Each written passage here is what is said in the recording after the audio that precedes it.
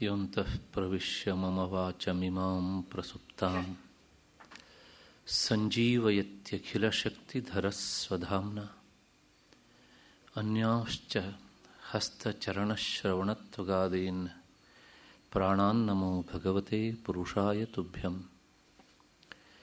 ಯಾ ವರ್ಣಪದವಾಕ್ಯಾರ್ಥಗದ್ಯಪದ್ಯಸ್ವರೂಪಿಣಿ ವಾಚಿ ನರ್ತಯತು ಕ್ಷಿಪ್ರಂ ಮೇಧಾಂ ದೇವಿ ಸರಸ್ವತಿ.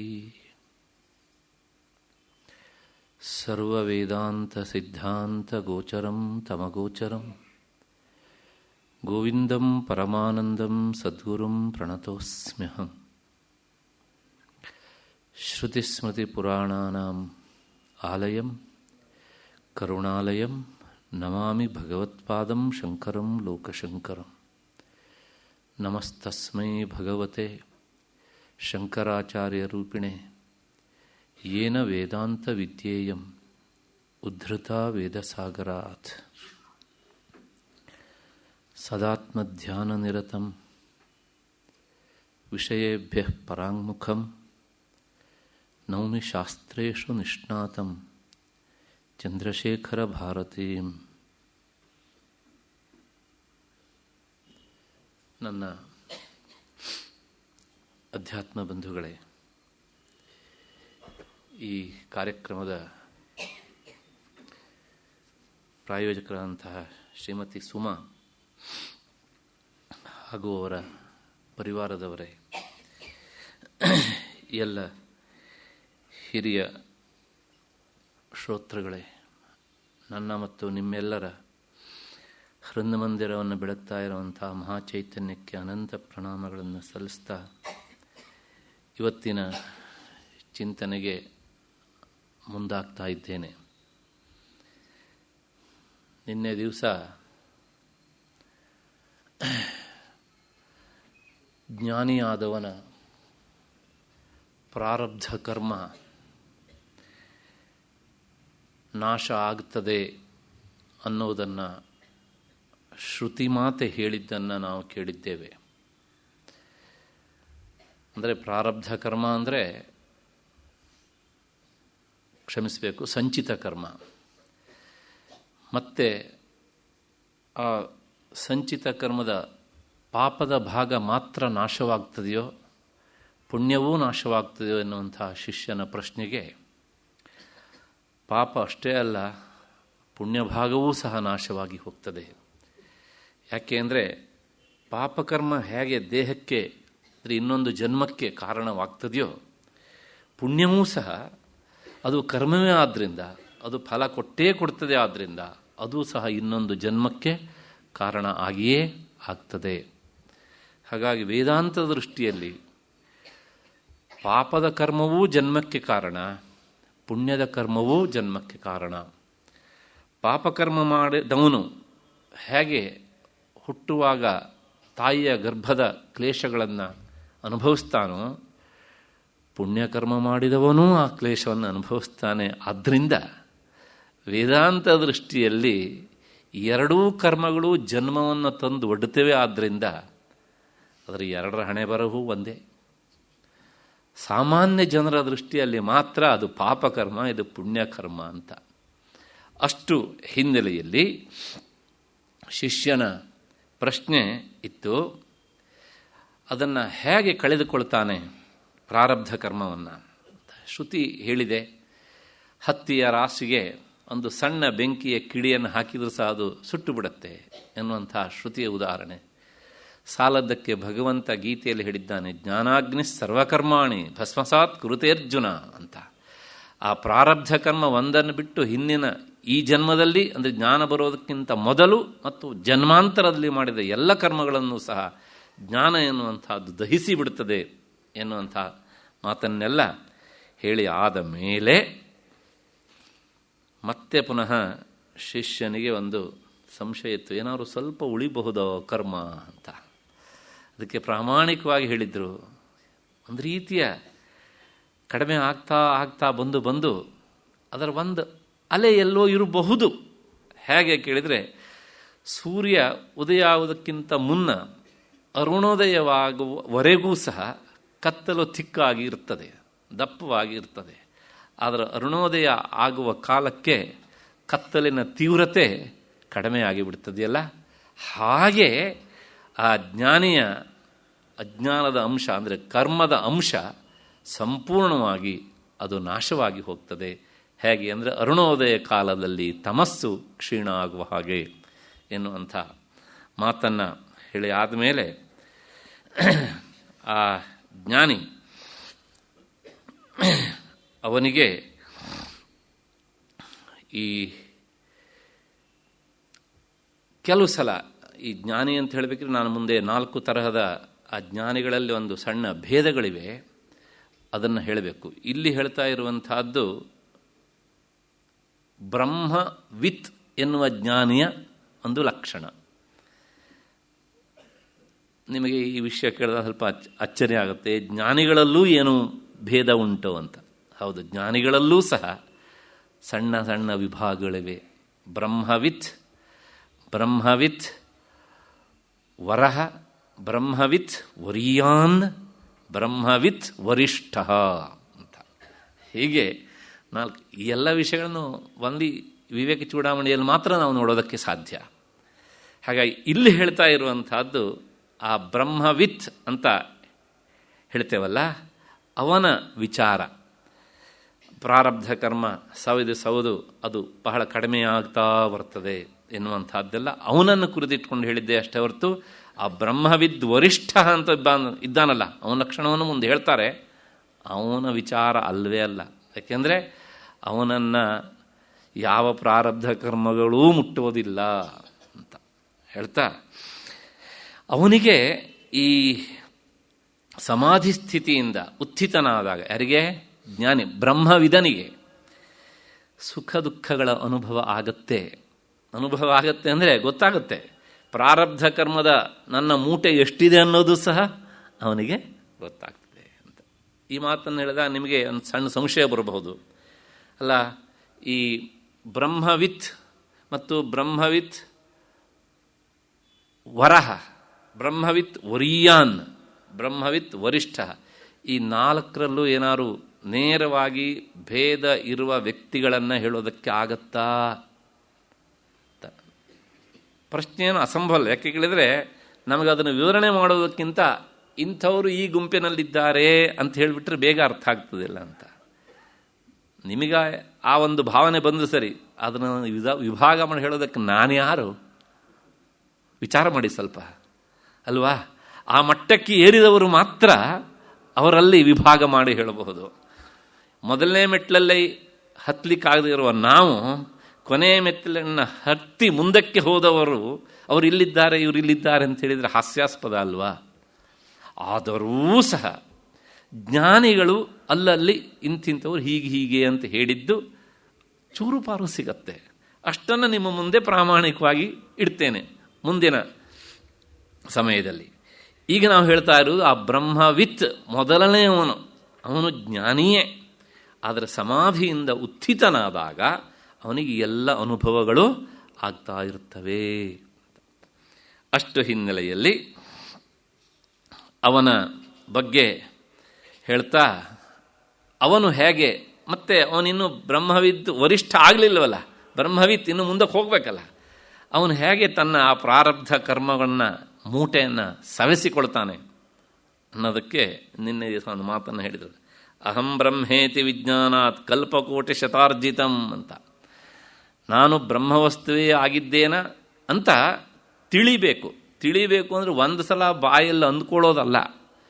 ನಾವು ಶಾಲೆಯಲ್ಲಿ ಏನೋ ಮಕ್ಕಳಿಗೆ ಕಂಠಪಾಠ ಮಾಡ್ಕೊಂಡು ಬನ್ನಿ ಅಂತ ಹೇಳ್ತಾ ಕಂಠಪಾಠ ಮಾಡ್ಕೊಂಡು ಬಂದಿರ್ತಾರೆ, ಬಾಯಿ ಹೇಳುತ್ತೆ ಪಾಪ, ಆದರೆ ಅವರಿಗೆ ಆ ಡೆಫಿನೇಷನ್ ಅರ್ಥವೇ ಆಗಿರೋದಿಲ್ಲ, ಅದ್ರ ಗಿಣಿಪಾಠ ಆಗಿರುತ್ತೆ. ಹೀಗೆ ಅಭ್ಯಾಸ ಮಾಡುವುದು ತಿಳಿಯುವುದಲ್ಲ, ಅದು ಅನುಭವಕ್ಕೆ ಬಂದಿರಬೇಕು. ವೇದಾಂತದಲ್ಲಿ ಅನುಭವ ಪರ್ಯಂತವಾದ ಜ್ಞಾನವೇ ನಿಜವಾದ ಜ್ಞಾನ ಹೊರತು ಇಲ್ಲಿಂದ ಬರುವುದು ಜ್ಞಾನ ಅಲ್ಲ. ನೋಟ್ಸ್ ಜ್ಞಾನ ಅಲ್ಲ. ಅನುಭವಕ್ಕೆ ಸಿಕ್ಕಿದ್ದು ಮಾತ್ರ ನಮ್ಮದು. ನೋಟ್ಬುಕ್ಕಲ್ಲಿ ಪುಸ್ತಕದಲ್ಲಿ ಇದ್ದಿದ್ದು ಅದು ಅದರಿದ್ದು ಅದು ಅಂತ. ಅಷ್ಟು ಹಿನ್ನೆಲೆಯಲ್ಲಿ ಆದ್ರೂ ಸಹ ಆ ಅಹಂ ಬ್ರಹ್ಮೇತಿ, ನಾನು ಬ್ರಹ್ಮವೇ ಆಗಿದ್ದೇನೆ ಅನ್ನುವಂಥ ಅನುಭವ ಅವನಿಗೆ ಬಂತು ಅಂತಾದರೆ ಅವನ ಸಂಚಿತ ಕರ್ಮ ಒಂದು ಜನ್ಮದ್ದಲ್ಲ, ಕೋಟಿ ಕೋಟಿ ಶತಕೋಟಿ ಜನ್ಮದ್ದಾಗಿರಲಿ, ಅದು ಎಷ್ಟು ಅಂತ ನೀವು ಲೆಕ್ಕ ಹಾಕ್ಕೊಂಡಿದ್ದೀರಿ ಅಂತ ನಾನು ಬಿಡ್ತೇನೆ. ಹೋಮ್ವರ್ಕ್ ಕೊಟ್ಟಿದ್ನಲ್ಲ ನಿನ್ನೆ ಹೇಗೆ ಅಂತ. ಅದು ಅಷ್ಟೂ ಸಹ ಯಾರೋ ಕೆಲವು ಜನ ಮಾಡಿದ್ದಾರೆ ಪ್ರಾಮಾಣಿಕವಾಗಿ. ಅಂದರೆ ಬೇರೆಯವರೆಲ್ಲರೂ ಮತ್ತು ಅದ್ರ ಬಗ್ಗೆ ತಲೆ ಬಿಸಿ ಮಾಡಿಕೊಳ್ಳೇಬೇಕು ಅನ್ನೋದು ನನ್ನ ಉದ್ದೇಶ ಅಲ್ಲ, ತಮಾಷೆಗೆ ಹೇಳಿದ್ದೇನೆ. ಆ ಅಷ್ಟು ಜನ್ಮಾಂತರದ ಕರ್ಮದ ಹೊರೆಯೂ ಸಹ ಅದು ಕರಗಿ ಹೋಗ್ತದೆ. ಸಂಚಿತಂ ವಿಲಯಂ ಯಾತಿ ಪ್ರಬೋಧಾತ್ ಸ್ವಪ್ನ ಕರ್ಮವತ್. ಹೇಗೆ ಅಂದರೆ ಅದಕ್ಕೊಂದು ದೃಷ್ಟಾಂತ ಕೊಟ್ಟಿದ್ದರು. ಕನಸ್ಸಿನಲ್ಲಿ ಕಂಡದ್ದನ್ನು ಎಚ್ಚರದಲ್ಲಿ ಮತ್ತೆ ಪಡೆಯೋದಕ್ಕೆ ಯಾರೂ ಹೋಗೋದಿಲ್ಲ. ಬುದ್ಧಿವಂತ ಅಷ್ಟೇ ಅಲ್ಲ, ಪರಮ ದಡ್ಡನೂ ಸಹ ಹೋಗೋದಿಲ್ಲ. ಹೋಗ್ತಾನ? ಇಲ್ಲ. ಹಾಗೆಯೇ ಈ ಜ್ಞಾನಿ ತನ್ನ ಈ ವ್ಯಾವಹಾರಿಕ ಅಜ್ಞಾನದ ದಶೆಯಿಂದ ಪಾರಮಾರ್ಥಿಕ ದಶೆಗೆ ಹೋಗ್ತಾನಲ್ಲ, ಅದು ಅವನ ಎಚ್ಚರದ ಸ್ಥಿತಿ. ಗೀತೆಯಲ್ಲಿ ಭಗವಂತ ಹೇಳಿದ್ದ, ಯಾ ನಿಶಾ ಸರ್ವಭೂತಾನಾಂ ಯಸ್ಯಾಂ ಜಾಗೃತಿ ಸಂಯಮಿ ಅಂತ ಅಲ್ವಾ. ಅಂದರೆ ನಮಗೆಲ್ಲ ಯಾವುದು ಈ ಸಾಂಸಾರಿಕವಾದ ಜೀವನ ಉಂಟಲ್ಲ, ಇದು ಜ್ಞಾನದ ಸ್ಥಿತಿ. ಅವನಿಗೆ ಇದು ಬೇಡವಾದ ಸ್ಥಿತಿ. ಹಾಗಾಗಿ ಇದು ಪರಮ ಅಜ್ಞಾನದ ಸ್ಥಿತಿ. ಅವನಿಗೆ ಆ ಪಾರಮಾರ್ಥಿಕವಾದ ಜ್ಞಾನದ ನೆಲೆಯಲ್ಲಿ ಎಚ್ಚರವಾಗಿರ್ತದಲ್ಲ, ತನ್ನ ಸ್ವರೂಪ ಏನು ಎನ್ನುವಂಥದ್ದು, ಅದು ನಿಜವಾದ ಜ್ಞಾನ ಸ್ಥಿತಿ. ನಮಗೆ ಅದು ಅಜ್ಞಾನದ ಸ್ಥಿತಿ. ಗೀತೆಯಲ್ಲಿ ಇದನ್ನೆಲ್ಲ ನಾವು ನೋಡ್ಕೊಂಡು ಹೋಗಿದ್ದೇವೆ. ಹಾಗಾಗಿ ಆ ಜ್ಞಾನದ ನೆಲೆಯಲ್ಲಿ ನಿಂತಹ ಅವನಿಗೆ ನಮ್ಮ ಈ ಲೌಕಿಕವಾದಂಥ ಪ್ರಪಂಚ ಏನುಂಟಲ್ಲ, ಇದು ಬರೇ ಅಜ್ಞಾನಮಯವಾಗಿ ಕಾಣುತ್ತೆ. ಹಾಗಾಗಿ ಇದು ಸ್ವಪ್ನ ಸದೃಶ. ಸ್ವಪ್ನದಲ್ಲಿ ಕಂಡದ್ದನ್ನು ಎಚ್ಚರದಲ್ಲಿ ಹುಡುಕೋದಕ್ಕೆ ಯಾರೂ ಹೋಗೋದಿಲ್ಲ. ಹಾಗಾಗಿ ಅದನ್ನು ಉಪೇಕ್ಷೆ ಮಾಡ್ತಾನೆ ಅವನು. ಅಂದರೆ ಯಾವುದನ್ನು? ಈ ಲೌಕಿಕವಾದಂತಹ ಬದುಕನ್ನು, ಪ್ರಪಂಚವನ್ನು. ಈ ದೃಷ್ಟಾಂತವನ್ನು ಹೇಳಿ ಮುಂದಿನ ಶ್ಲೋಕದಲ್ಲಿ 449ನೇ ಶ್ಲೋಕದಲ್ಲಿ ಆ ದೃಷ್ಟಾಂತವನ್ನು ಇನ್ನೂ ಸ್ಪಷ್ಟವಾಗಿ ಬಿಡಿಸಿ ಹೇಳಬೇಕು. ಏಕೆಂದರೆ ಗೊತ್ತಿತ್ತು ಅಂತ ಕಾಣುತ್ತೆ ಭಗವತ್ಪಾದರಿಗೆ. ಬರೋರೆಲ್ಲರೂ ಸಹ ಹಿಂದಿನ ಕ್ಲಾಸಿಂದ ರೆಗ್ಯುಲರ್ ಆಗಿಯೇ ಬರ್ತಾರೆ ಅಂತ ಹೇಳೋದಕ್ಕಾಗೋದಿಲ್ಲ. ಆಗಾಗ ಮಧ್ಯೆಲ್ಲ ಬಂದು ಕೇಳ್ಕೊಂಡು ಹೋಗೋರು ಇರ್ತಾರಲ್ವ, ಅಂಥವರಿಗೂ ಸಹ ಅದನ್ನು ಬಿಡಿಸಿ ಹೇಳಿದರೆ ಅರ್ಥ ಆಗುತ್ತೆ ಅನ್ನುವಂಥ ಒಂದು ಕಾರುಣ್ಯ ದೃಷ್ಟಿ. ಹಾಗಾಗಿ ಈ ಕೊಟ್ಟ ದೃಷ್ಟಾಂತವನ್ನು ಸ್ಫುಟಪಡಿಸೋದಕ್ಕೆ ಮತ್ಪುನಃ ಅದನ್ನು ವಿವರಿಸ್ತಾರೆ. ಯತ್ಕೃತಂ ಸ್ವಪ್ನವೇಲಾಯಾಂ ಪುಣ್ಯಂ ವಾ ಪಾಪಮುಲ್ಬಣಂ ಸುಪ್ತೋತ್ಥಿತಸ್ಯ ಕಿಂ ತತ್ ಸ್ಯಾತ್ ಸ್ವರ್ಗಾಯ ನರಕಾಯವ. ಇನ್ನೊಂದು ಸಲ, ಯತ್ಕೃತಂ ಸ್ವಪ್ನವೇಲಾಯಾಂ ಪುಣ್ಯಂ ವಾ ಪಾಪಮುಲ್ಬಣಂ ಸುಪ್ತೋತ್ಥಿತಸ್ಯ ಕಿಂ ತತ್ ಸ್ಯಾತ್ ಸ್ವರ್ಗಾಯ ನರಕಾಯವ. ಇದರ ಅರ್ಥ ಏನು ಅಂದರೆ, ಸ್ವಪ್ನ ಕಾಲದಲ್ಲಿ ಎಷ್ಟೇ ಮಹತ್ತರವಾದ ಪುಣ್ಯ ಅಥವಾ ಪಾಪಕರ್ಮವನ್ನು ಮಾಡಿದ್ದಿದ್ರೂ ಸ್ವಪ್ನದಿಂದ ಎಚ್ಚರಗೊಂಡವನಿಗೆ ಅದು ಸ್ವರ್ಗಕ್ಕೆ ಅಥವಾ ನರಕಕ್ಕೆ ಕಾರಣವಾಗಲಾರದು. ಯಾಕೆ? ಅದು ಅಜ್ಞಾನದ ದೆಸೆಯಲ್ಲಿ ಮಾಡಿದ್ದು. ಒಬ್ಬಾತ ಸ್ವಪ್ನದಲ್ಲಿ ಸಾವಿರಾರು ಜನರಿಗೆ ಅನ್ನದಾನ ಮಾಡ್ತಾನೆ. ಇನ್ನೊಬ್ಬಾತ ಸಾವಿರಾರು ಜನರಿಗೆ ಕನಸಿನಲ್ಲಿ ವಿದ್ಯಾದಾನ ಮಾಡ್ತಾನೆ. ಮತ್ತು ಇನ್ನೊಬ್ಬ ಕನಸಿನಲ್ಲಿ 10 ಜನರ ಮರ್ಡರ್ ಮಾಡ್ತಾನೆ. 10 ಪ್ರಾಣಿಗಳನ್ನು ಹಿಂಸಿಸ್ತಾನೆ. ಎಚ್ಚರ ಆಯಿತು ಅವರಿಗೆ. ಎಚ್ಚರ ಆಯಿತು. ಕೆಲವು ವರ್ಷ ಕಳೀತು. ಈ ಜಾಗೃತ ಪ್ರಪಂಚದಲ್ಲಿ ಇನ್ನೇನು ಮಾಡಲಿಲ್ಲ ಅವರು. ಆಮೇಲೆ ಯಮದೂತರು ಕೇಳಬಹುದು, ಅಲ್ಲಿ ಕರ್ಕೊಂಡು ಹೋದ್ರೆ ನನ್ನನ್ನು ಯಾಕೆ ನೀನು ನರಕಕ್ಕೆ ಕರ್ಕೊಂಡು ಬಂದೆ? ಯಾಕೆಂದರೆ ನಾನು ಏನು ಮಾಡಿದ್ದೇನೆ? 10 ಜನರಿಗೆ ಅನ್ನದಾನ ಮಾಡಿದ್ದೇನೆ, 100 ಜನರಿಗೆ ವಿದ್ಯಾದಾನ ಮಾಡಿದ್ದೇನೆ. ಸರಿಯಪ್ಪ, ಎಲ್ಲಿ ನೀ ಮಾಡಿದ್ದು? ಸ್ವಪ್ನದಲ್ಲಿ ನಿನ್ನಿಂದ ಯಾರ್ಯಾರು ವಿದ್ಯೆಯನ್ನು ಪಡ್ಕೊಂಡಿದ್ದಾರೋ, ಊಟ ಮಾಡಿದ್ದಾರೋ, ಯಾರ್ದಾರು ಒಬ್ಬರ ಹೆಸರು ಹೇಳೋಕ್ಕಾಗತ್ತೆ ನಿಮಗೆ? ಇಲ್ಲ. ನಮಗಂತೂ ಕಣ್ಣಿಗೆ ಕಾಣಲಿಲ್ಲ. ನಿನಗಾದ್ರೂ ನಿನ್ನ ಎಚ್ಚರ ಆದ ಸ್ಥಿತಿಯಲ್ಲಿ ಕಣ್ಣಿಗೆ ಬಿದ್ದ್ರ? ಇಲ್ಲ. ಹಾಗಿದ್ರೆ ಅದು ಏನು ಅಂತಾಯ್ತು? ಮಿಥ್ಯೆ. ಇನ್ನೊಬ್ಬ ಕೊಲೆ ಮಾಡಿದ್ನಲ್ಲ, ಅವನನ್ನು ಸ್ವರ್ಗ ಕರ್ಕೊಂಡು ಹೋದರೆ ನನ್ನನ್ನು ಯಾಕ್ರಿ ಇಲ್ಲಿ ಕರ್ಕೊಂಡು ಬಂದ್ರಿ, ಮಾಡಬಾರ್ದು ಮಾಡಿದ್ದೇನೆ ಅಂತಂದರೆ ಅದಕ್ಕೂ ಅದೇ ಉತ್ತರ. ಯಾವಾಗ ಮಾಡಿದ್ದು ನೀನು? ಕನಸಿನಲ್ಲಿ ಮಾಡಿದ್ದು.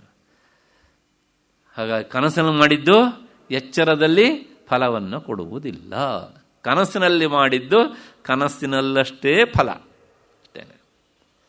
ಹಾಗಾಗಿ ದೃಷ್ಟಾಂತ ಕೊಡ್ತಾರೆ, ಯತ್ಕೃತಂ ಸ್ವಪ್ನ ವೇಲಾಯಾಮ್ ಪುಣ್ಯವ ಪಾಪ ಮುಲ್ಬಣಂ.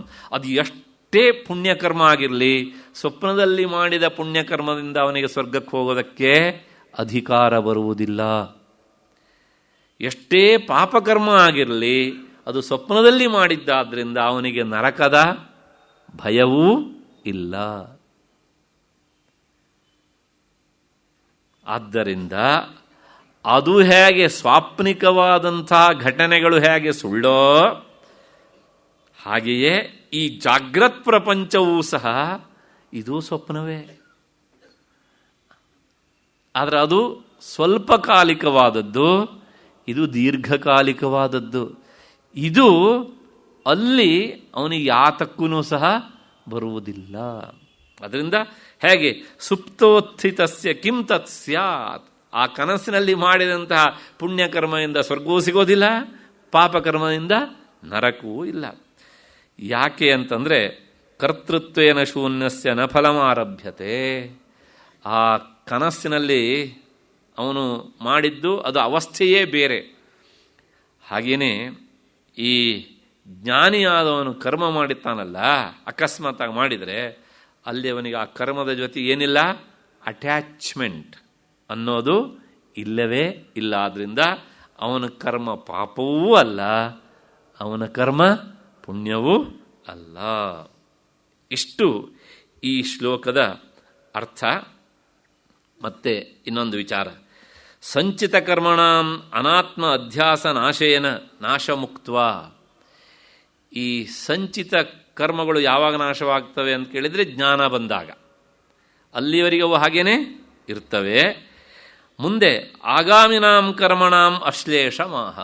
ಜ್ಞಾನ ಬಂದ ಮೇಲೆ ಕರ್ಮ ಮಾಡ್ತಾನಲ್ಲ, ಆ ಕರ್ಮಗಳ ಫಲ ಉಂಟು ಅಂತ ಕೇಳಿದರೆ ಆ ಕರ್ಮಗಳು ಅಶ್ಲೇಷ. ಶ್ಲೇಷ ಅಂದರೆ ಅಂಟುವಿಕೆ, ಅಶ್ಲೇಷ ಅಂದರೆ ಅಂಟದೇ ಇರುವಿಕೆ. ಆ ಕರ್ಮಗಳ ಫಲ ಅವನಿಗೆ ಅಂಟೋದಿಲ್ಲ. ಮಧ್ಯದಲ್ಲಿ ಒಂದು ವಿಷಯವನ್ನು ಹೇಳಿಬಿಡ್ತೇನೆ, ಸಂದರ್ಭ ಬಂದಿದ್ದಕ್ಕೋಸ್ಕರ. ವೇದಾಂತದ ಪ್ರಕಾರ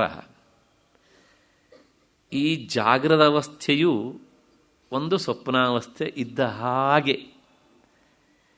ಯಾಕೆ ಅಂದರೆ ಸ್ವಾಪ್ನಿಕ ಪದಾರ್ಥಗಳು ಜಾಗ್ರತ್ತಿಗೆ ಬಂದಾಗ ಮಿಥ್ಯೆ, ಸುಳ್ಳಾಗ್ತವೆ, ಹೌದು ತಾನೆ, ಹುಸಿ ಆಗ್ತವೆ.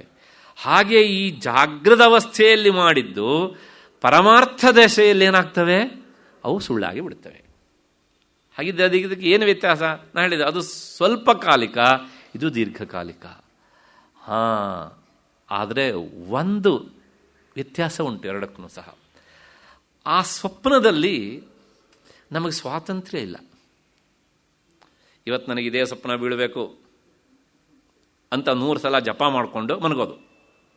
ಆ ಸ್ವಪ್ನಕ್ಕೇನವರು ಮತ್ತೆ ಇಂಥದ್ದೇ ಸ್ವಪ್ನ ಬೀಳಬೇಕು ಅಂತ ಜಪ ಇದ್ದರೆ ಗೊತ್ತಿಲ್ಲ ನನಗೆ, ಇದ್ದರೆ ಅದೇ ಸ್ವಪ್ನ ಬೀಳತ್ತೋ ಬಿಡತ್ತೋ ಗೊತ್ತಿಲ್ಲ.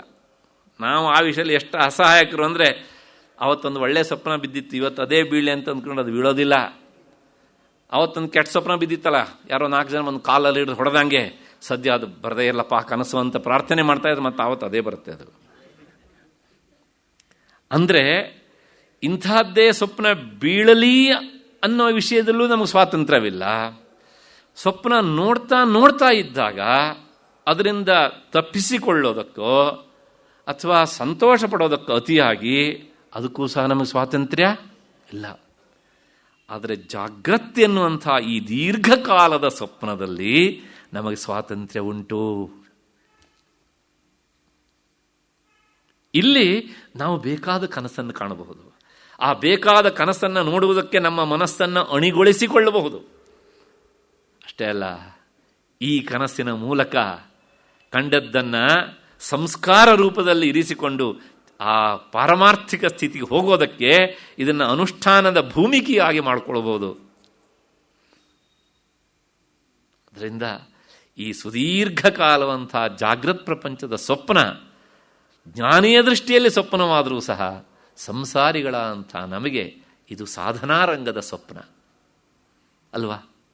ಆದ್ದರಿಂದ ಈ ಜಾಗೃತ್ ಪ್ರಪಂಚ ಎನ್ನುವಂಥ ಸ್ವಪ್ನವನ್ನು ಆ ತೀರಾ ಹುಸಿಯಾದ ಸ್ವಪ್ನದಂತೆ ನಾವು ಸ್ವೀಕರಿಸಬಾರದು. ಏಕೆಂದರೆ ಆ ನೆಲೆಗೆ ಹೋಗುವವರೆಗೆ ಇದು ಒಂದಿಷ್ಟು ಸಹಾಯ ಮಾಡುತ್ತೆ. ಹಾಗಾಗಿ ಈ ಸ್ವಪ್ನವನ್ನು ನೀನು ಹೇಗೆ ಬೇಕು ಹಾಗೆ ನೋಡು. ನಿನಗಿಷ್ಟ ಬಂದ ಹಾಗೆ ನೋಡುವುದಕ್ಕಾಗಿ ನಿನಗೆ ನೀನು ಶಿಕ್ಷಣ ಕೊಟ್ಟುಕೋ ಅಂತ ಹೇಳುತ್ತೆ ಶ್ರುತಿ, ಅಂತ ಹೇಳುತ್ತೆ ವೇದಾಂತ ಗ್ರಂಥ. ಹಾಗಾಗಿ ಈ ಸ್ವಪ್ನದಲ್ಲಿ ನಮಗೆ ಸ್ವಾತಂತ್ರ್ಯ ಉಂಟು. ಈ ಸ್ವಪ್ನವನ್ನು ಒಳ್ಳೆಯ ಸ್ವಪ್ನವನ್ನಾಗಿಯೂ ಮಾಡ್ಕೊಳ್ಬೋದು, ಕೆಟ್ಟ ಸ್ವಪ್ನವನ್ನಾಗಿಯೂ ಮಾಡ್ಕೊಳ್ಬಹುದು. ಅಷ್ಟು ಹಿನ್ನೆಲೆಯಲ್ಲಿ ಆ ಸಂಚಿತ ಕರ್ಮಗಳು ಜ್ಞಾನಿದು ನಾಶವಾಗ್ತವೆ. ಆಗಾಮಿ ಕರ್ಮ ಅವನಿಗೆ ಅಂಟೋದಿಲ್ಲ. ಪೂರ್ವಂ ಕರ್ಮ ಆಶ್ರಯ ಅನಾತ್ಮಧ್ಯಾಸಾತ್. ಹಾಗಿದ್ರೆ ಜ್ಞಾನ ಬರೋದಕ್ಕಿಂತ ಮೊದಲು ಮಾಡಿದ್ದು ಕರ್ಮ ಅದರ ಪಾಪವನ್ನು ಫಲವನ್ನು ಅವನಿಗೆ ಕೊಟ್ಟಿತು. ಜ್ಞಾನ ಬಂದ ಮೇಲೆ ಮಾಡಿದಂಥ ಕರ್ಮ, ಒಳ್ಳೆಯ ಕರ್ಮವೂ ಅವನಿಗೆ ಫಲ ಕೊಡೋದಿಲ್ಲ, ಕೆಟ್ಟ ಕರ್ಮವೂ ಫಲವನ್ನು ಕೊಡುವುದಿಲ್ಲ. ಯಾಕೆ ಅಂತ ಪ್ರಶ್ನೆ. ಅಷ್ಟೇ ಅದಕ್ಕೆ ಉತ್ತರ. ವಾಸ್ತವಿಕವಾಗಿ ಕರ್ಮ ನಮಗೆ ಫಲ ಕೊಡಬೇಕು ಅಂತಾದ್ರೆ ಅದರ ಜೊತೆಗೆ ನಮಗೊಂದು ತಾದಾತ್ಮ್ಯ ಇರಬೇಕು. ಅದನ್ನು ತಾದಾತ್ಮ್ಯ ಅನ್ನತ್ತೆ ವೇದಾಂತ, ಅಥವಾ ಕರ್ತೃತ್ವ ಬುದ್ಧಿ ಅಂತ ಹೇಳುತ್ತೆ. ಮತ್ತೆ ಕರ್ಮವನ್ನು ಮಾಡುವಾಗ ಒಂದು ಉದ್ದೇಶ ಇರುತ್ತೆ. ಈ ಕರ್ಮದಿಂದ ನನಗೆ ಇಂತಹ ಫಲ ಸಿಗಬೇಕು ಅಂತ ಆ ನಿರೀಕ್ಷಣೆಯ ಜೊತೆಗೆ ಮಾಡ್ತೇವಲ್ಲ, ಹಾಗಾಗಿ ಅದು ಫಲ ಕೊಡುತ್ತೆ. ನಿರೀಕ್ಷಣೆಯೇ ಇಲ್ಲದೆ ಮಾಡಿದ ಕರ್ಮ ಫಲ ಕೊಡುವುದಿಲ್ಲ. ನಾವು ಕೆಟ್ಟ ನಿರೀಕ್ಷಣೆಯಿಂದ ಮಾಡಿದರೆ ಅದು ಕೆಟ್ಟದ್ದನ್ನು ಕೊಡುತ್ತೆ, ಒಳ್ಳೆಯ ನಿರೀಕ್ಷಣೆಯಿಂದ ಮಾಡಿದ್ದಿದ್ರೆ ಒಳ್ಳೆಯದನ್ನು ಕೊಡುತ್ತೆ.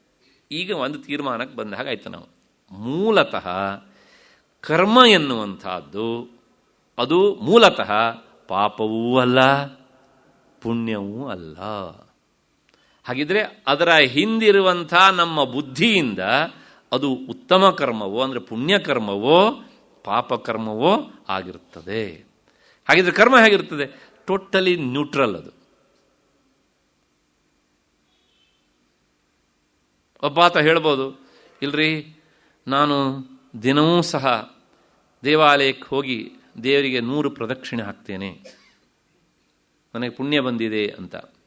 ನನ್ನ ಪ್ರಶ್ನೆ ಇಷ್ಟೇ, ಪ್ರದಕ್ಷಿಣೆ ಹಾಕಿದ್ದು ಹೌದು ಕರ್ಮ ಸತ್ಯವೇ, ಆದರೆ ಆ 100 ಪ್ರದಕ್ಷಿಣೆಯಲ್ಲಿ 100 ಸೆಕೆಂಡುಗಳ ಕಾಲವೂ ಸಹ ಭಗವಂತನ ಸ್ಮರಣೆಯೇ ಬರದೇ ಇದ್ದರೆ ಇವನು ಕೈಕಾಲು ಓಡಾಡ್ತು ಅಂತ ಫಲ ಕೊಟ್ಟು ಬಿಡ್ತದೆ ಅದು?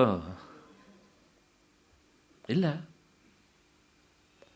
ಹಾಗಾಗಿ ಆ ಕರ್ಮದ ಹಿಂದೆ ಇರುವ ಉದ್ದೇಶದಿಂದ ಅಥವಾ ಅದಕ್ಕೆ ಹಚ್ಚುವ ಸಂಕಲ್ಪದಿಂದ ಅದು ಫಲವನ್ನು ಕೊಡ್ತದೆ.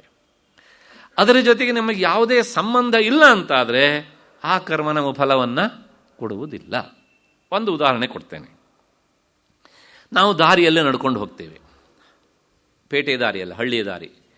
ಕ್ರಿಮಿಕೀಟಗಳು ಕೆಲವು ಸಲ ಹರಿದಾಡ್ತಾ ಇರ್ತವೆ. ನಮ್ಮ ಗಮನಕ್ಕೆ ಬರದೇನೆ ನಮ್ಮ ಕಾಲ ಅಡಿಗೆ ಸಿಕ್ಕು ಕೆಲವು ಕೀಟಗಳು ಸಾಯ್ತವೆ. ಈಗ ನಮಗೆ ಪಾಪವೋ ಇಲ್ವೋ? ಅದು ಸತ್ತಿದ್ದು ಹೌದು, ನಾವು ತುಳಿದಿದ್ದು ಹೌದು, ಆದರೆ ಅದರಿಂದ ಪಾಪ ಇಲ್ಲ. ವೇದಾಂತ ದೃಷ್ಟಿಯಲ್ಲಿ ಇಲ್ಲ. ಕರ್ಮದವರು ಹೇಳ್ತಾರೆ ಜ್ಞಾತ ರೂಪೇಣ ಕೃತಂ ಅಂತ ಹೇಳಿ, ತಿಳಿದೋ ತಿಳಿದೇನೋ ಮಾಡಿದ್ದು ಅಂತ. ನಾವು ತಿಳಿದೋ ತಿಳಿದೇನೋ ಮಾಡಿದ್ದು ಅಂತ ಹೇಳಿ ತಿಳಿದು ಮಾಡಿದ್ದೇ ಜಾಸ್ತಿ. ಮುಚ್ಕೊಳ್ಳೋದಕ್ಕೋಸ್ಕರ ತಿಳಿದೇ ಇದ್ದದ್ದನ್ನು ಸೇರಿಸ್ತೇವೆ ನಾವು. ತುಂಬ ಜಾಣರು ನಾವು ಅದರೊಳಗೆಲ್ಲ ಅಲ್ವಾ? ಯಾಕೆ ನೋಡಿ, ಪ್ರತಿಯೊಂದು ಕರ್ಮದ ಹಿಂದೆ ಅಲ್ಲಿರುವ ಉದ್ದೇಶದಿಂದ ಅದು ಪಾಪವೋ ಪುಣ್ಯವೋ ಆಗ್ತದೆ. ಈಗ ಸಾಮಾನ್ಯವಾಗಿ ಈ ಉದಾಹರಣೆಯನ್ನು ಕೊಡ್ತಾ ಇರ್ತೇವೆ ಎಲ್ಲ ಕಡೆಗೂ ಸಹ. ಒಬ್ಬ ಕೊಲೆ ಮಾಡುವವನು ಚಾಕು ಹಾಕಿ ಇರಿತಾನೆ, ಅವನಿಗೆ ಪಾಪ ಬರ್ತದೆ. ಡಾಕ್ಟ್ರ್ ಮಾಡುವುದು, ಸರ್ಜರಿ ಮಾಡುವಾಗ ಇದೇ ಕೆಲಸ ಅಲ್ವಾ?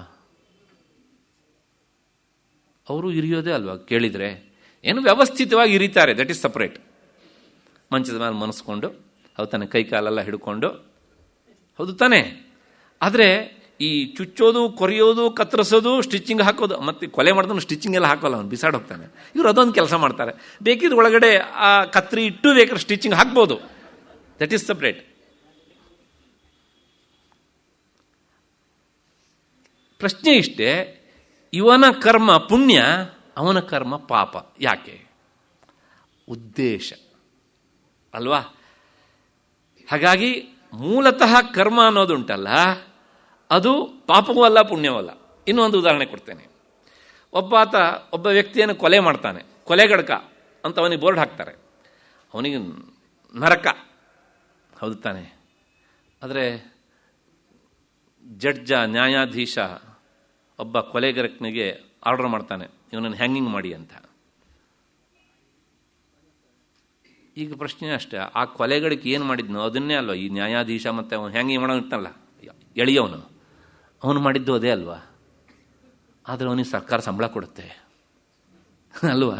ಚೆನ್ನಾಗಿ ಮಾಡ್ತೀವಿ ಕೆಲಸ ನೀನು ಅಂತ ಹೇಳಿ. ಪಾಪವೋ ಪುಣ್ಯವೋ?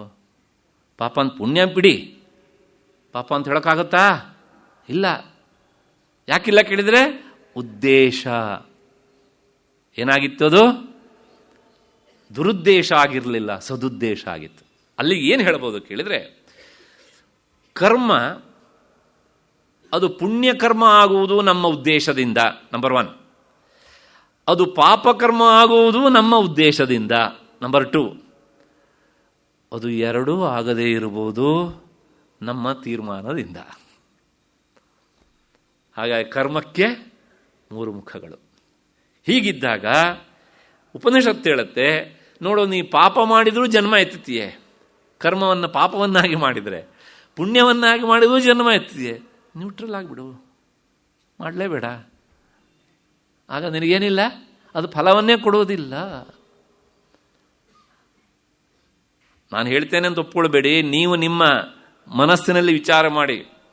ಯಾಕೆಂದರೆ 100 ಮತಗಳಿವೆ ಲೋಕದ ಉಗ್ರಾಣದಲ್ಲಿ ಅಲ್ವಾ? ಉಪನಿಷತ್ತು ಏನು ಹೇಳುತ್ತೆ ಅದನ್ನು ನಿಮ್ಮ ಮುಂದೆ ಇಡ್ತಾ ಇದ್ದೇನೆ. ಆರಿಸಿಕೋ ನಿನ್ನ ರುಚಿಗೆ ಒಪ್ಪುವುದನ್ನು ಅದರೊಳು. ಆ 100 ಮತಗಳಲ್ಲಿ, ಅಭಿಪ್ರಾಯಗಳಲ್ಲಿ ಸಾರದೊಡುಗೆಯೇನು ಒಳ ವಿಚಾರದೊಲೆಯಲಿ ಮಾಡು, ಮತಿ ಬೇರೆ ಮತ ಬೇರೆ ಮಂಕುತಿಮ್ಮ. ಆದ್ದರಿಂದ ನಮ್ಮ ಮತಿಯನ್ನು ಮತಕ್ಕಷ್ಟೇನೆ ಸಿಲುಕಿಸಿಕೊಳ್ಳಬಾರದು, ನಮ್ಮ ಮತಿಯನ್ನು ವಿಚಾರಕ್ಕೆ ಸಿಲುಕಿಸಿಕೊಳ್ಳಬೇಕು. ಅಷ್ಟು ಹಿನ್ನೆಲೆಯಲ್ಲಿ ಆ ಮೊದಲು ಮಾಡಿದ ಕರ್ಮ ಫಲ ಕೊಟ್ಟಿತು. ಯಾಕೆಂದರೆ ಆ ಕರ್ಮದ ಜೊತೆಗೆ ಕರ್ತೃತ್ವ ಬುದ್ಧಿ ಇತ್ತು, ಅಟ್ಯಾಚ್ಮೆಂಟ್ ಇತ್ತು, ತಾದಾತ್ಮ್ಯ ಭಾವ ಇತ್ತು. ಜ್ಞಾನ ಬಂದ ಮೇಲೆ ಸ್ವಸ್ವರೂಪದ ಅರಿವಿನ ನೆಲೆಯಲ್ಲಿ ಆತ್ಮೇತರವಾದದ್ದು ಯಾವುದೂ ಇಲ್ಲ ಅಂತ ಅನಿಸಿದ್ರಿಂದ ಅವನಿಗೆ ಕರ್ಮ ಮಾಡುವ ಪ್ರವೃತ್ತಿಯೇ ಇರೋದಿಲ್ಲ. ಅಂದರೆ ಬಿಡಬೇಕು ಅಂತ ಬಿಟ್ಟಿದ್ದಲ್ಲ, ತಾನೇ ತಾನಾಗಿ ಬಿಟ್ಟು ಹೋಗಿರ್ತದೆ. ಹಾಗಾಗಿ ಕರ್ತೃತ್ವಜ್ಞಾನಂ ಸ್ವಸ್ಮಿನ್ನ ಆಸೀತ್. ಈಗ ಜ್ಞಾನ ಬಂದ ಮೇಲೆ ಕರ್ತೃತ್ವ ಬುದ್ಧಿಯೇ ಇಲ್ಲ. ಕರ್ತೃತ್ವ ಜ್ಞಾನಕಾಲೇ ಕೃತಾನ್ಯಪಿ ಕರ್ಮಾಣಿ ಕರ್ತೃತ್ವ ಜ್ಞಾನ ನಾಶ ನಷ್ಟಾನಿ ಇದಾನೀಂತು. ಆಗ ಕರ್ತೃತ್ವ ಬುದ್ಧಿ ಇದ್ದೂ ಕರ್ಮ ಮಾಡಿದ್ದ, ಯಾವಾಗ? ಜ್ಞಾನ ಬರೋದಕ್ಕಿಂತ ಮೊದಲು. ಆದರೆ ಆ ಕರ್ಮಗಳು ಕರ್ತೃತ್ವ ಬುದ್ಧಿಯನ್ನು ಅಳಿಸಿ ಹಾಕುವಂತಹ ಜ್ಞಾನ ಬಂದಾಗ ಅವು ನಾಶವಾದವು.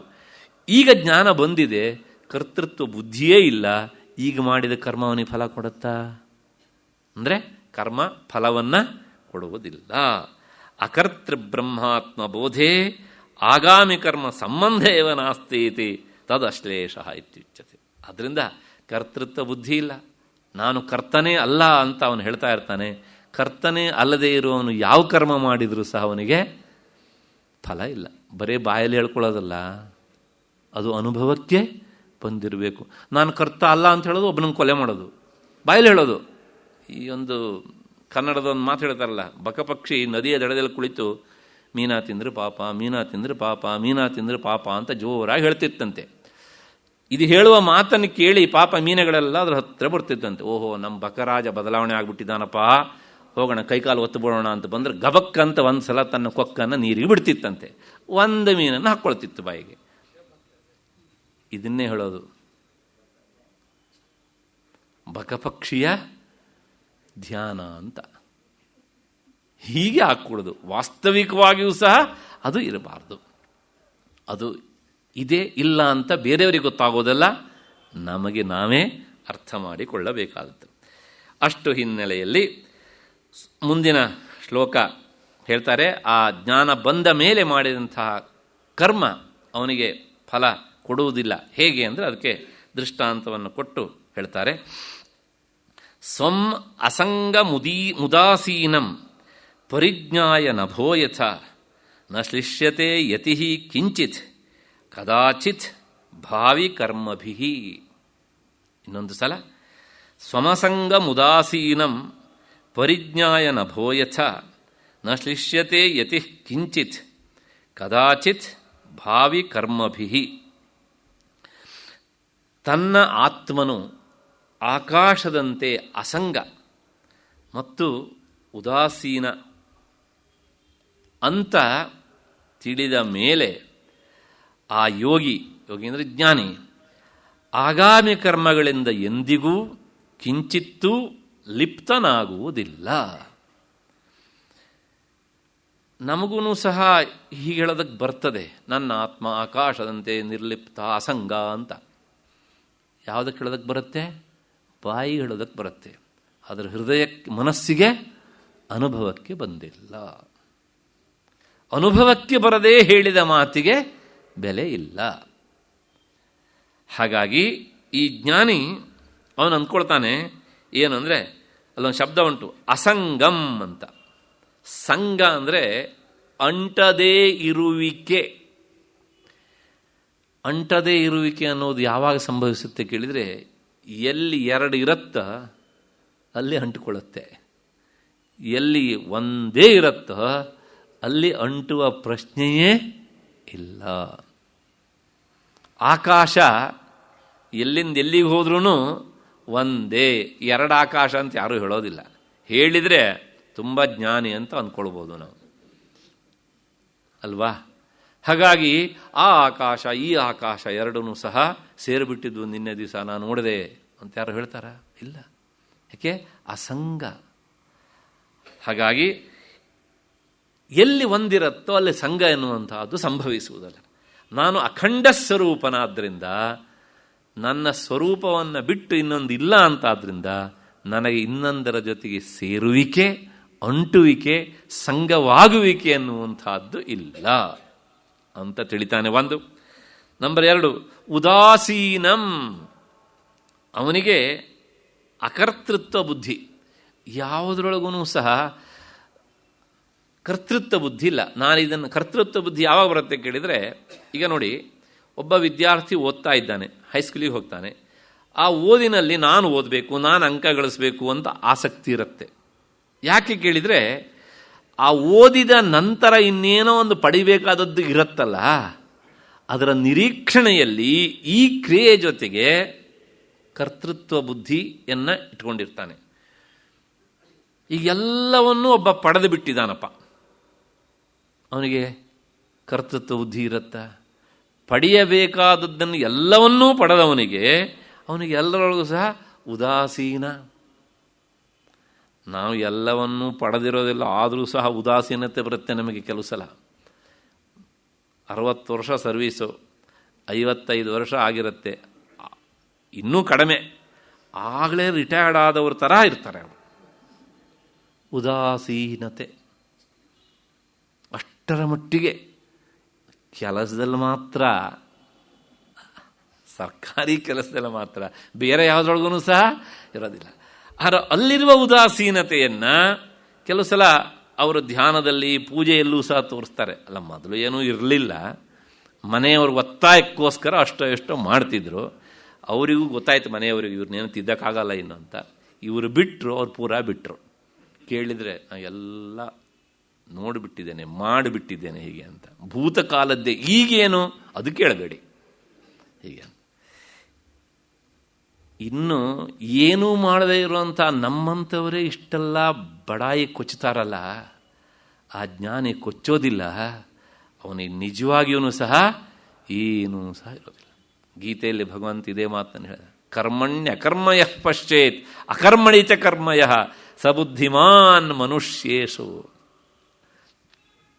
ಅಲ್ವಾ? ನಾವು ಹೇಳ್ತಾ ಇರ್ತೇವೆ, ನಾ ಏನು ಕರ್ಮ ಮಾಡ್ತಾ ಇಲ್ಲ, ಕೆಲಸ ಮಾಡ್ತಾ ಇಲ್ಲ ಅಂತ ಕೈಕಾಲಲ್ಲಾಡಿಸ್ತೇವೆ. ಮನಸ್ಸಂತೂ ಇಲ್ಲಿ ಇರೋದಿಲ್ಲ, ಹೋಗಿರ್ತದೆ, ಎಲ್ಲೆಲ್ಲೋ ಓಡಾಡ್ತಾ ಇರ್ತದೆ. ಅದು ಕರ್ಮ ಅಲ್ವಾ? ಮನಸ್ಸಿನಿಂದ ಮಾಡಿದ್ದೇ ಕರ್ಮ, ಕೇವಲ ದೇಹದಿಂದ ಮಾಡಿದ್ದು ಕರ್ಮ. ಅದನ್ನೇ ನಾನು ಹೇಳಿದೆ, ಅಟ್ಯಾಚ್ಮೆಂಟ್ ಅಂದ್ರೆ ಏನು? ಮನಸ್ಸಿನ ಜೊತೆಗೆ ಇರೋದು ಅಟ್ಯಾಚ್ಮೆಂಟು, ದೇಹದ ಜೊತೆಗಲ್ಲ ಅಲ್ವಾ? ಹೀಗೆ ಆದ್ದರಿಂದ ಆ ಜ್ಞಾನಿಯಾದವನಿಗೆ ಅಕರ್ತೃತ್ವ ಬುದ್ಧಿ ಇರ್ತದೆ. ಹಾಗಾಗಿ ಅಕರ್ತೃತ್ವ ಬುದ್ಧಿಯನ್ನು ಅವನು ಅನುಭವಿಸ್ತಾನೆ. ಹಾಗಾಗಿ ಆಕಾಶದಂತೆ ತನ್ನ ಆತ್ಮ, ಅದಕ್ಕೆ ಯಾವುದರ ಲೇಪವೂ ಇಲ್ಲ. ಹೇಗೆ ಆಕಾಶದಂತೆ ಅಂತಂದರೆ, ಗಗನಂ ಜಲ ಅನಲ ಅನಿಲಾದಿಭಿ ನ ಶಿಷ್ಯತೆ. ಒಂದು 3 ಉದಾಹರಣೆ ಕೊಡ್ತಾರೆ ಗುರುಗಳು. ಈಗ ಮಳೆ ಸುರಿಯತ್ತೆ, ಆ ಮಳೆ ಸುರಿದಿದ್ದು ಎಲ್ಲಿ? ಬಿದ್ದಿದ್ದು ಭೂಮಿ ಮೇಲೆ. ಆದರೆ ಅಲ್ಲಿಂದ ಮೋಡದಿಂದ ಕೆಳಗೆ ಬರಬೇಕಿದ್ರೆ ಅದಕ್ಕೆ ಮಾಧ್ಯಮ ಯಾವುದಾಗಿತ್ತು? ಆಕಾಶ ಅಲ್ವಾ? ಇವತ್ತು ತುಂಬ ಮಳೆ ಸುರಿಯಿತು, ಆಕಾಶ ಒದ್ದೆ ಆಗೋಯಿತು ಅಂತ ಹೇಳೋಣವಾ? ಇಲ್ಲ. ಇವತ್ತು ತುಂಬ ಬಿಸಿಲು, ಆಕಾಶ ಎಲ್ಲ ಸುಟ್ಟೇ ಹೋಯಿತು ಅಂತ ಹೇಳೋಣವಾ? ಇಲ್ಲ. ನೀರಿನಿಂದ ತೊಯ್ಯೋದಿಲ್ಲ, ಬೆಂಕಿಯಿಂದ ಸುಡೋದಿಲ್ಲ, ಮತ್ತೆ ತುಂಬ ಗಾಳಿ ಬೀಸ್ತು, ಆಕಾಶ ಎಲ್ಲ ಶೀತ ಬಾಧೆಯನ್ನು ಅನುಭವಿಸ್ತಾ ಇದೆ ಅಂತ ಹೇಳೋಣವಾ? ಇಲ್ಲ. ಯಾಕೆ ಕೇಳಿದರೆ, ಭಗವದ್ಗೀತೆಯಲ್ಲಿ ಮತ್ತೆ ಪುನಃ ಭಗವಂತ ಹೇಳ್ತಾನಲ್ಲ, ಅಚ್ಛೇದ್ಯೋಯಂ ಅದಾಹ್ಯೋಯಂ ಅಕ್ಲೇದ್ಯ ಅಶೋಷ್ಯ ಏವಚ ನಿತ್ಯ ಸರ್ವಗತ ಸ್ಥಾಣು ಅಚಲೋಯಂ ಸನಾತನ. ಯಾಕೆ ಹೇಳಿದರೆ, ಅದನ್ನು ಕತ್ತರಿಸೋಕ್ಕಾಗಲ್ಲ. ಯಾವುದನ್ನು? ಆತ್ಮವನ್ನು. ಯಾಕೆ ಕೇಳಿದರೆ, ಯಾವುದಕ್ಕೆ ಅವಯವ ಇರುತ್ತೋ ಅದನ್ನು ಕತ್ತರಿಸ್ಬೋದು. ಈಗ ಇಲ್ಲೊಂದು ಬ್ರೆಡ್ಡಿನ ತುಂಡಿದೆ, ಚಾಕುದಲ್ಲಿ ಕತ್ತರಿಸ್ಬೋದು. ಯಾಕೆಂದರೆ ಅದು ಅವಯವ, ಪೀಸ್ ಪೀಸ್ ಪೀಸ್ ಪೀಸ್ ಆಗುತ್ತೆ ಅಲ್ವಾ? ಹಾಗೇನೆ ಆಕಾಶವನ್ನು ಕತ್ತರಿಸಿ ನೋಡೋಣ, ಪೀಸ್ ಪೀಸ್ ಮಾಡಿ ಹಾಕ್ಬಿಟ್ಟೆ ಆಕಾಶವನ್ನು ಅಂತ ಆಗೋದಿಲ್ಲ. ಯಾಕೆ? ನಿರವಯವ. ಅಲ್ಲಿ ಏನು ಹೇಳ್ದಂಗಾಯ್ತು? ಯಾವುದು ನಿರವಯವವೋ ಅದನ್ನು ಕತ್ತರಿಸೋಕ್ಕಾಗೋಲ್ಲ, ಅದನ್ನು ನೀರಿನಿಂದ ತೋಯಿಸೋದಕ್ಕಾಗೋಲ್ಲ, ಬೆಂಕಿಯಿಂದ ಸುಡೋದಕ್ಕೆ ಆಗೋದಿಲ್ಲ.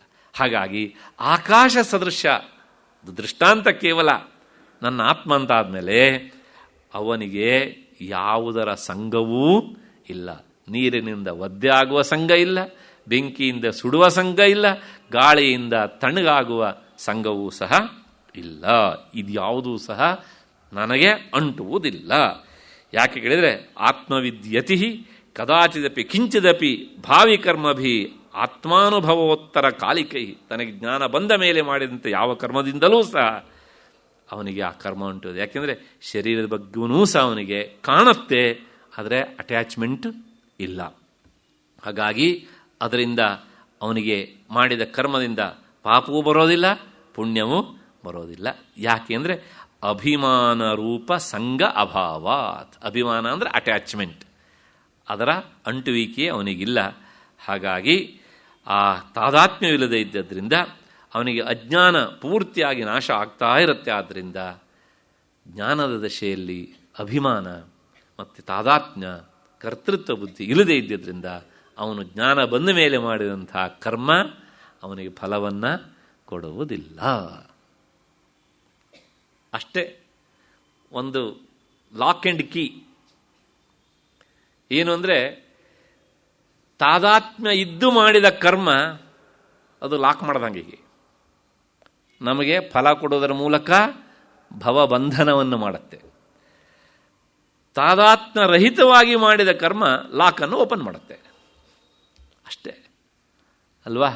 ಅಂದರೆ ಈ ತಾದಾತ್ಮ್ಯರಹಿತವಾಗಿ ಮಾಡೋದು ಒಳಕ್ಕೆ ನಮಗೆ ಅನುಭವಕ್ಕೆ ಬರಬೇಕು, ಆಗ ಅದು ಸಿದ್ಧಿಸುತ್ತೆ ಎನ್ನುವ ಮಾತಿನ ಜೊತೆಗೆ ಈ ಕೊಟ್ಟಂಥ ದೃಷ್ಟಾಂತವನ್ನು ಏನು ಅಂದರೆ ಆಕಾಶದಂತೆ ಅಂಟುವಿಕೆ ಅನ್ನೋದು ಇಲ್ಲ ಅಂತ ಹೇಳಿದ್ರಲ್ಲ ಈ ಶ್ಲೋಕದೊಳಗೆ, ಮತ್ತೆ ಪುನಃ ಬಂತು ಅವರಿಗೆ ಪೂರ್ತಿ ಅರ್ಥ ಆಯಿತೋ ಇಲ್ವೋ ಅಂತ ಹೇಳಿ ಮನುಷ್ಯರಿಗೆ ತೀರಾ ಪರಿಚಯ ಇರುವಂಥ ಒಂದು ದೃಷ್ಟಾಂತ ಕೊಡ್ತಾರೆ ಮುಂದಿನ ಶ್ಲೋಕದಲ್ಲಿ.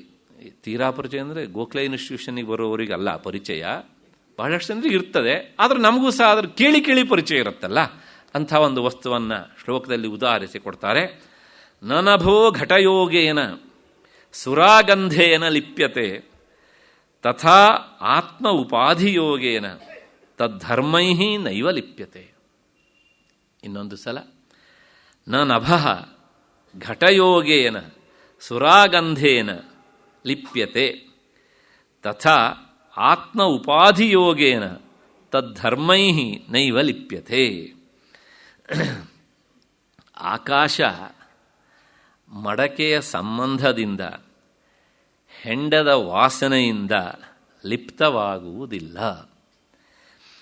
ಅದರಂತೆ ಆತ್ಮನು ಉಪಾಧಿಯ ಸಂಬಂಧದಿಂದ ಅದರ ಧರ್ಮಗಳಿಂದ ಲಿಪ್ತನಾಗುವುದೇ ಇಲ್ಲ.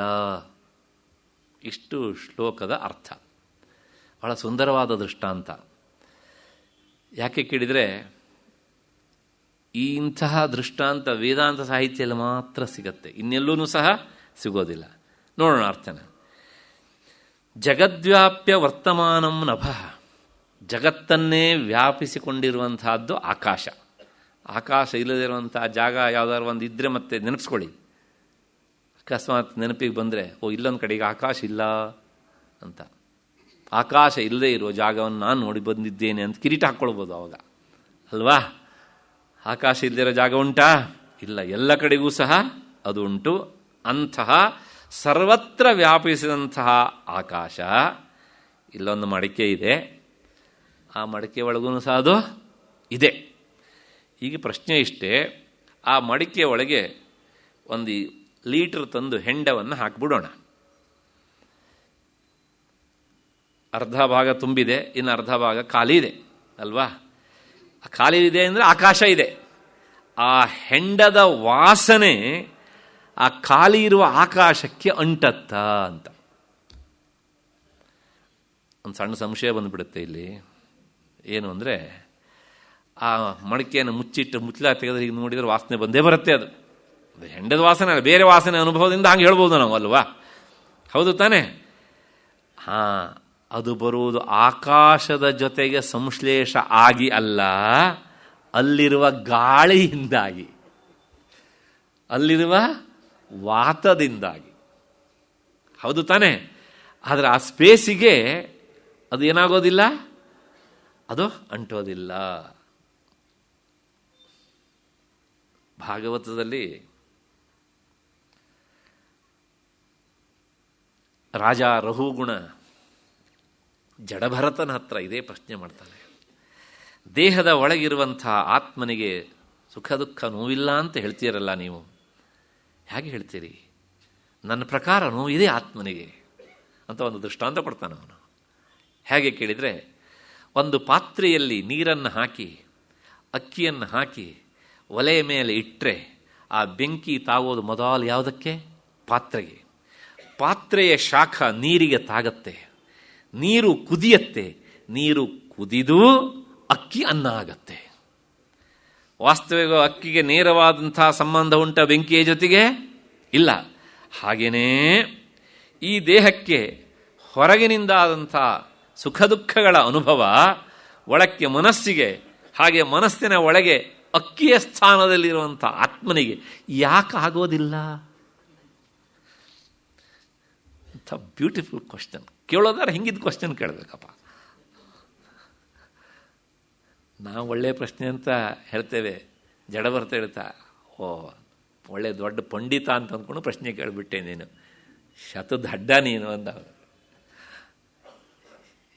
ಯಾಕೆ ಅಂದರೆ ತಕ್ಷಣ ಹೇಳ್ತಾನೆ, ನೀನು ಕೊಟ್ಟಂತಹ ದೃಷ್ಟಾಂತ ಸಾವಯವ ಪದಾರ್ಥದ್ದು.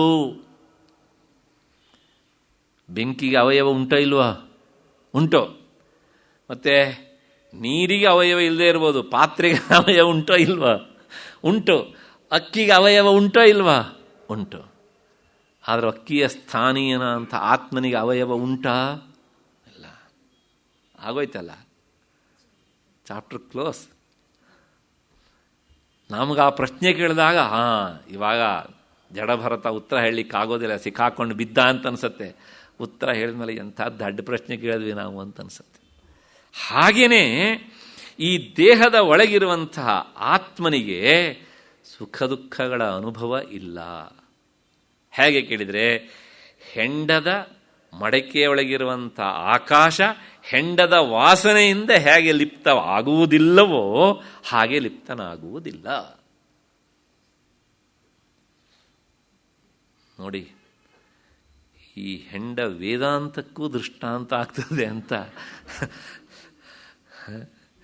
ನಮಗೆ ಅದು ಯಾವ್ಯಾವುದಕ್ಕೂ ದೃಷ್ಟಾಂತ ಆಗಿತ್ತು. ಇಷ್ಟು ದಿವಸ ರಸ್ತೆ ಮೇಲೆ ಹೋಗೋರು ನೋಡಿದರೆ ಓಹೋ ಇದು ಇದಕ್ಕೆ ದೃಷ್ಟಾಂತ ಅಂತ ಅಲ್ವಾ? ಆದರೆ ಅದು ವೇದಾಂತಕ್ಕೂ ದೃಷ್ಟಾಂತ. ಅಂದರೆ ಅಷ್ಟು ದುರ್ಗಂಧ ಎನ್ನುವ ದೃಷ್ಟಿಯಿಂದ ಆ ಉದಾಹರಣೆ ಕೊಟ್ಟಿದ್ದದು. ಅಷ್ಟು ದುರ್ಗಂಧವಾದ್ರೂ ಸಹ ಮಡಕೆಯ ಒಳಗಿರುವಂಥ ಸ್ಪೇಸ್ ಅನ್ನೋದು ತನ್ನ ವಾಸನೆಯಿಂದ ಸ್ಪರ್ಶ ಮಾಡುವುದಿಲ್ಲ, ಅಥವಾ ಆ ಆಕಾಶ ಆ ವಾಸನೆಗೆ ಸಿಲುಕಿಕೊಳ್ಳುವುದಿಲ್ಲ, ವಾಸನೆಯನ್ನು ಅಂಟಿಸಿಕೊಳ್ಳುವುದಿಲ್ಲ. ಯಾಕೆಂದರೆ ತಾನು ನಿರವಯವ ಆದ್ದರಿಂದ. ಅಷ್ಟು ಹಿನ್ನೆಲೆಯಲ್ಲಿ ನನಭೋ ಘಟಯೋಗೇನ ಸುರಾಗಂಧೇನ ಲಿಪ್ಯತೆ ಏವಂ, ಇದೇ ರೀತಿಯಾಗಿ ಆವಿದೇಹ ಕೈವಲ್ಯಂ ಅನುವರ್ತಮಾನೈರಪಿ ಉಪಾಧಿಪಿ. ಈಗ ಒಬ್ಬಾತ ಇದ್ದಾನೆ ಜ್ಞಾನಿ, ಅವನಿಗೆ ಸ್ಪಷ್ಟವಾದ ತಿಳುವಳಿಕೆ ಬಂದುಬಿಟ್ಟಿದೆ, ನಾನು ದೇಹ ಅಲ್ಲ, ಇಂದ್ರಿಯ ಅಲ್ಲ, ಮನಸ್ಸಲ್ಲ, ಹಾಗಿದ್ರೆ ನಾನು ಪರಮಾತ್ಮ ಆತ್ಮನೇ ಆಗಿದ್ದೇನೆ, ಅಹಂ ಬ್ರಹ್ಮಾಸ್ಮಿ ಎನ್ನುವಂಥ ಜ್ಞಾನ ಬಂದಿದೆ. ಆದರೆ ಪ್ರಾರಬ್ಧ ಕರ್ಮ ಇನ್ನೂ ಇದೆ, ದೇಹ ಬದುಕಿದೆ. ಆ ದೇಹ ಬೀಳುವವರೆಗೂ ಸಹ ಅವನು ಹೇಗಿರ್ತಾನೆ ಕೇಳಿದರೆ, ಆ ಹೆಂಡ ತುಂಬಿದ ಮಡಕೆಯ ಒಳಗಿರುವಂಥ ಆಕಾಶ ಹೆಂಡದ ವಾಸನೆಯಿಂದ ಹೇಗೆ ಕಲುಷಿತ ಆಗುವುದಿಲ್ವೋ ಹಾಗೆ ಇರ್ತಾನೆ. ಎಲ್ಲಿ ಹುಡ್ಕೋಣ ಇಂಥ ದೃಷ್ಟಾಂತವನ್ನು? ಹೀಗೆ ಅನುವರ್ತಮಾನೈರಿಪಿ ಉಪಾಧಿಭಿ, ಈ ದೇಹ ಎನ್ನುವಂಥ ಉಪಾಧಿ, ಮನಸ್ಸು ಎನ್ನುವಂಥ ಉಪಾಧಿ, ಇಂದ್ರಿಯಗಳು ಎನ್ನುವಂಥ ಉಪಾಧಿ ಎಲ್ಲವೂ ಇದ್ದಾಗ್ಯೂ ಸಹ ಅವನು ಲಿಪ್ತನಾಗುವುದಿಲ್ಲ. ಸ್ಥೂಲ ಸೂಕ್ಷ್ಮ ಶರೀರ ರೂಪೈ, ಸ್ಥೂಲ ಶರೀರವೂ ಇದೆ ಅವನಿಗೆ, ಸೂಕ್ಷ್ಮ ಶರೀರವೂ ಇದೆ, ಕಾರಣ ಶರೀರವೂ ಇದೆ. ಅಂದರೆ ಇದೆ ಅಂದ್ರೇನು? ನಮ್ಮ ನಿಮ್ಮ ದೃಷ್ಟಿಯಲ್ಲಿದೆ, ಆದರೆ ದೇಹದ ಅಭಿಮಾನ ಏನಾಗಿದೆ? ಅದು ಇಲ್ಲ. ಒಂದು ಉದಾಹರಣೆ ಕೊಟ್ಟು ಹೇಳಬೇಕು ಅಂದರೆ, ಬಲ್ಬ್ ಉರಿತಾ ಇತ್ತು ಇಷ್ಟು ದಿವಸ ಅಲ್ವಾ, ಇದ್ದಕ್ಕಿದ್ದಾಗೆ ಬರ್ನ್ ಆಗೋಯ್ತು. ಈಗ ಹೊರಗಿಂದ ನೋಡಿದರೆ ಇನ್ನೂ ಅನುಭವ ಇಲ್ಲದೇ ಇರೋರಿಗೆ ಆ ಬಲ್ಬ್ ಸುಟ್ಟೋಗಿದೆ ಅಂತ ಹೇಳ್ತಾರೆ, ಏನಾಗಿದೆ ರೀ, ಹಾಗೆ ಇದೆಯಲ್ರಿ ಅಲ್ವಾ? ಆದರೆ ಒಳಗಡೆಯಿಂದ ಆ ಸಂಬಂಧದ ಕೊಂಡಿಯಾಗಿರುವ ತಂತು ಇದೆಯಲ್ಲ ಕಟ್ಟಾಗ್ಬಿಟ್ಟಿದೆ. ಹಾಗೇನೆ ಈ ಅಟ್ಯಾಚ್ಮೆಂಟ್ ಎನ್ನುವಂಥದ್ದು ಅವನಿಗೆ ಸತ್ತೋಗಿದೆ, ಜ್ಞಾನದ ಬೆಂಕಿಯಿಂದ ಸುಟ್ಟೋಗಿದೆ. ಹಾಗಾಗಿ ನಮ್ಮ ನಿಮ್ಮ ದೃಷ್ಟಿಯಲ್ಲಿ ಅವನಿಗೆ ಸ್ಥೂಲ ಶರೀರವೂ ಇದೆ, ಸೂಕ್ಷ್ಮ ಶರೀರವೂ ಇದೆ, ಕಾರಣ ಶರೀರವೂ ಇದೆ. ಅದು ಯಾಕಿದೆ ಕೇಳಿದರೆ, ಪ್ರಾರಬ್ಧ ಕರ್ಮ ಸವಿಲಿಲ್ಲ, ಅದು ಇದೆ ಅಷ್ಟೇ. ಇದೆ, ಅದರಿಂದ ಏನು ಪ್ರಯೋಜನ ಕೇಳಿದರೆ ಇದೆ ಅಷ್ಟೇ. ಅಷ್ಟು ಹಿನ್ನೆಲೆಯಲ್ಲಿ ಮತ್ತೆ ಯೋಗೇನ ಮಿಥ್ಯಾ ಸಂಬಂಧೇನ ತದ್ಧರ್ಮೈ ಸ್ಥೂಲ ಸೂಕ್ಷ್ಮ ಶರೀರಧರ್ಮೈ ದೇವತಾವಂದನ ತಾರಾಜಪಾಧರ್ಮೈ ನವ್ಯಲಿಪ್ಯತೆ. ಜ್ಞಾನ ಬಂದ ಮೇಲೆ ಅವನು ಮಾಡಿದ್ದು ದೇವ್ರ ಪೂಜೆ ಮಾಡ್ಬೋದು, ಏನು ಪ್ರಯೋಜನ? ಏನೂ ಇಲ್ಲ. ರಾಮ ಜಪ ಮಾಡ್ಬೋದು, ತಾರಾ ಜಪ ಅಂದರೆ ತಾರಕ ಮಂತ್ರ, ಅದು ಜಪಿಸ್ಬೋದು, ಏನೂ ಇಲ್ಲ. ಈ ಮಾತು ಇಲ್ಲೇ ಬಂದಿದೆ. ಪ್ರಾಯಶಃ ನನಗನ್ನಿಸುತ್ತೆ ಇದು ನೇರ ಅವರಿದ್ದೇ ಅನುಭವವೇನೋ ಅಂತ ಅನಿಸುತ್ತೆ. ಈ ವಾಕ್ಯ. ಏಕೆಂದರೆ ನಾನು ಕೇಳಿದ ಹಾಗೆ ಕೊನೆಗೆ ದಿನಗಟ್ಟಲೆ 4-5 ದಿನಗಳ ಕಾಲ ಅವರು ಅಂತರ್ಮುಖರಾಗಿ ಬಿಡ್ತಿದ್ರಂತೆ. ಇದಕ್ಕೆ ವ್ಯಾಖ್ಯಾನವಾದಂಥವರು. ಅವರು ಅಂತರ್ಮುಖರಾದಾಗ ಅವರ ಅಕ್ಕಪಕ್ಕದಲ್ಲಿರುವವರೆಲ್ಲ ನಮಗಿನ್ನೇನು ಕೆಲಸ ಇಲ್ಲ ಇಲ್ಲಿ. ಏಕೆಂದರೆ ಪರಿಚಾರಕನಿಗೆ ಅವರಿಗೆ ಅನುಷ್ಠಾನಕ್ಕೆ ಸಿದ್ಧಗೊಳಿಸಬೇಕು ಅನ್ನೋ ಕೆಲಸ ಇಲ್ಲ. ಅಡಿಗೆ ಅವನಿಗೆ ಪಾಕ ತಯಾರು ಮಾಡಬೇಕು, ಭಿಕ್ಷೆ ಮಾಡಬೇಕು ಅನ್ನೋ ಕೆಲಸ ಇಲ್ಲ. ಸ್ನಾನ ಮಾಡುವವನಿಗೆ ನೀರು ಕಾಯಿಸುವವನಿಗೆ ನೀರು ಕಾಯಿಸಬೇಕು ಅಂತ ಕೆಲಸ ಇಲ್ಲ. ಬಟ್ಟೆ ಒಗೆಯುವವನಿಗೆ ಬಟ್ಟೆ ಒಗಿಬೇಕು ಎನ್ನುವ ಕೆಲಸವೂ ಇಲ್ಲ. ಎಲ್ಲರೂ ಸಹ ಅಲ್ಲಿಂದ ಚದುರಿ ಹೋಗ್ತಿದ್ರಂತೆ. ಯಾವಾಗಲೂ ಇದ್ದಕ್ಕಿದ್ದ ಹಾಗೆ ಬಹಿರ್ಮುಖರಾಗ್ತಿದ್ರಂತೆ.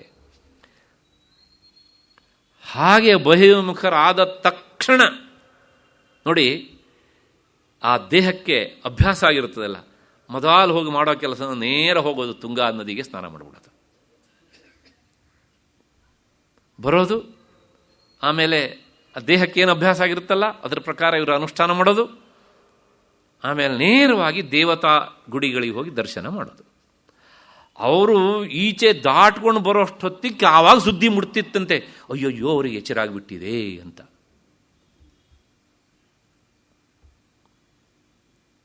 ಇದನ್ನು ನೇರ ಅತ್ಯಂತ ಹತ್ತಿರದಿಂದ ಕಂಡವರು ಅದನ್ನು ಉಲ್ಲೇಖ ಮಾಡ್ತಾರೆ ಹೀಗೆ ಅಂತ. ಆಮೇಲೆ ಹೇಳ್ತಾರೆ, ಪ್ರತಿಯೊಬ್ಬ ಜ್ಞಾನಿಯೂ ಸಹ ಅವನು ತನ್ನ ಸಮಾಧಿ ಸ್ಥಿತಿಯಿಂದ ಬಹಿರ್ಮುಖನಾದಾಗ ಮೊದಲು ಮಾಡುವ ಕೆಲಸ ಇದೇನೆ ಅಂತ.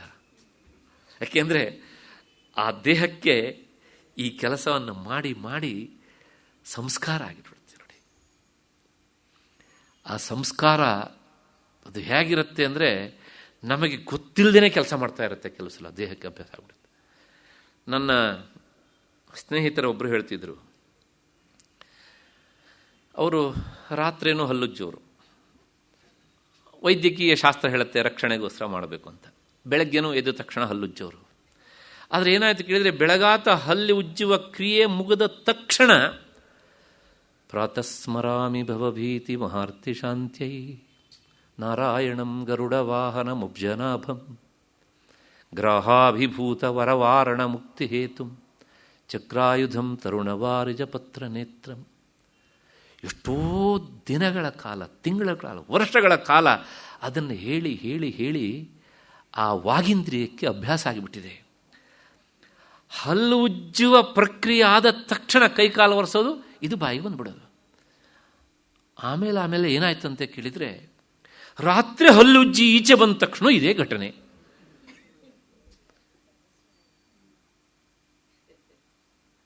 ಸಂಸ್ಕಾರ. ಯಾಕೆಂದರೆ ಹಗಲು ರಾತ್ರಿ ನಮ್ಮ ಮನಸ್ಸಿಗೆ ಗೊತ್ತಾಗುತ್ತೆ, ನಾಲಿಗೆಗೆ ಏನ್ರಿ ಗೊತ್ತಾಗುತ್ತೆ ಅಲ್ವಾ? ಹಾಗಿದ್ರೆ ಅವ್ರು ಒಂದು ತಕ್ಷಣ ಸ್ನಾನ ಮಾಡಿದ್ರಲ್ಲ, ದೇವತಾ ದರ್ಶನ ಮಾಡಿದ್ರಲ್ಲ, ಪುಣ್ಯವ ಅಂದರೆ ಅಲ್ವಾ? ಹಾಗಿದ್ರೆ ಅದೇನು? ಅದು ಯಾಂತ್ರಿಕವಾಗಿ ನಡೀತಾ ಇರುತ್ತೆ. ಆದ್ರೂ ಸಹ ಆ ಯಾಂತ್ರಿಕವಾದದ್ದು ಸಹ ಸತ್ಕರ್ಮವೇ ಆಗಿರ್ತದೆ.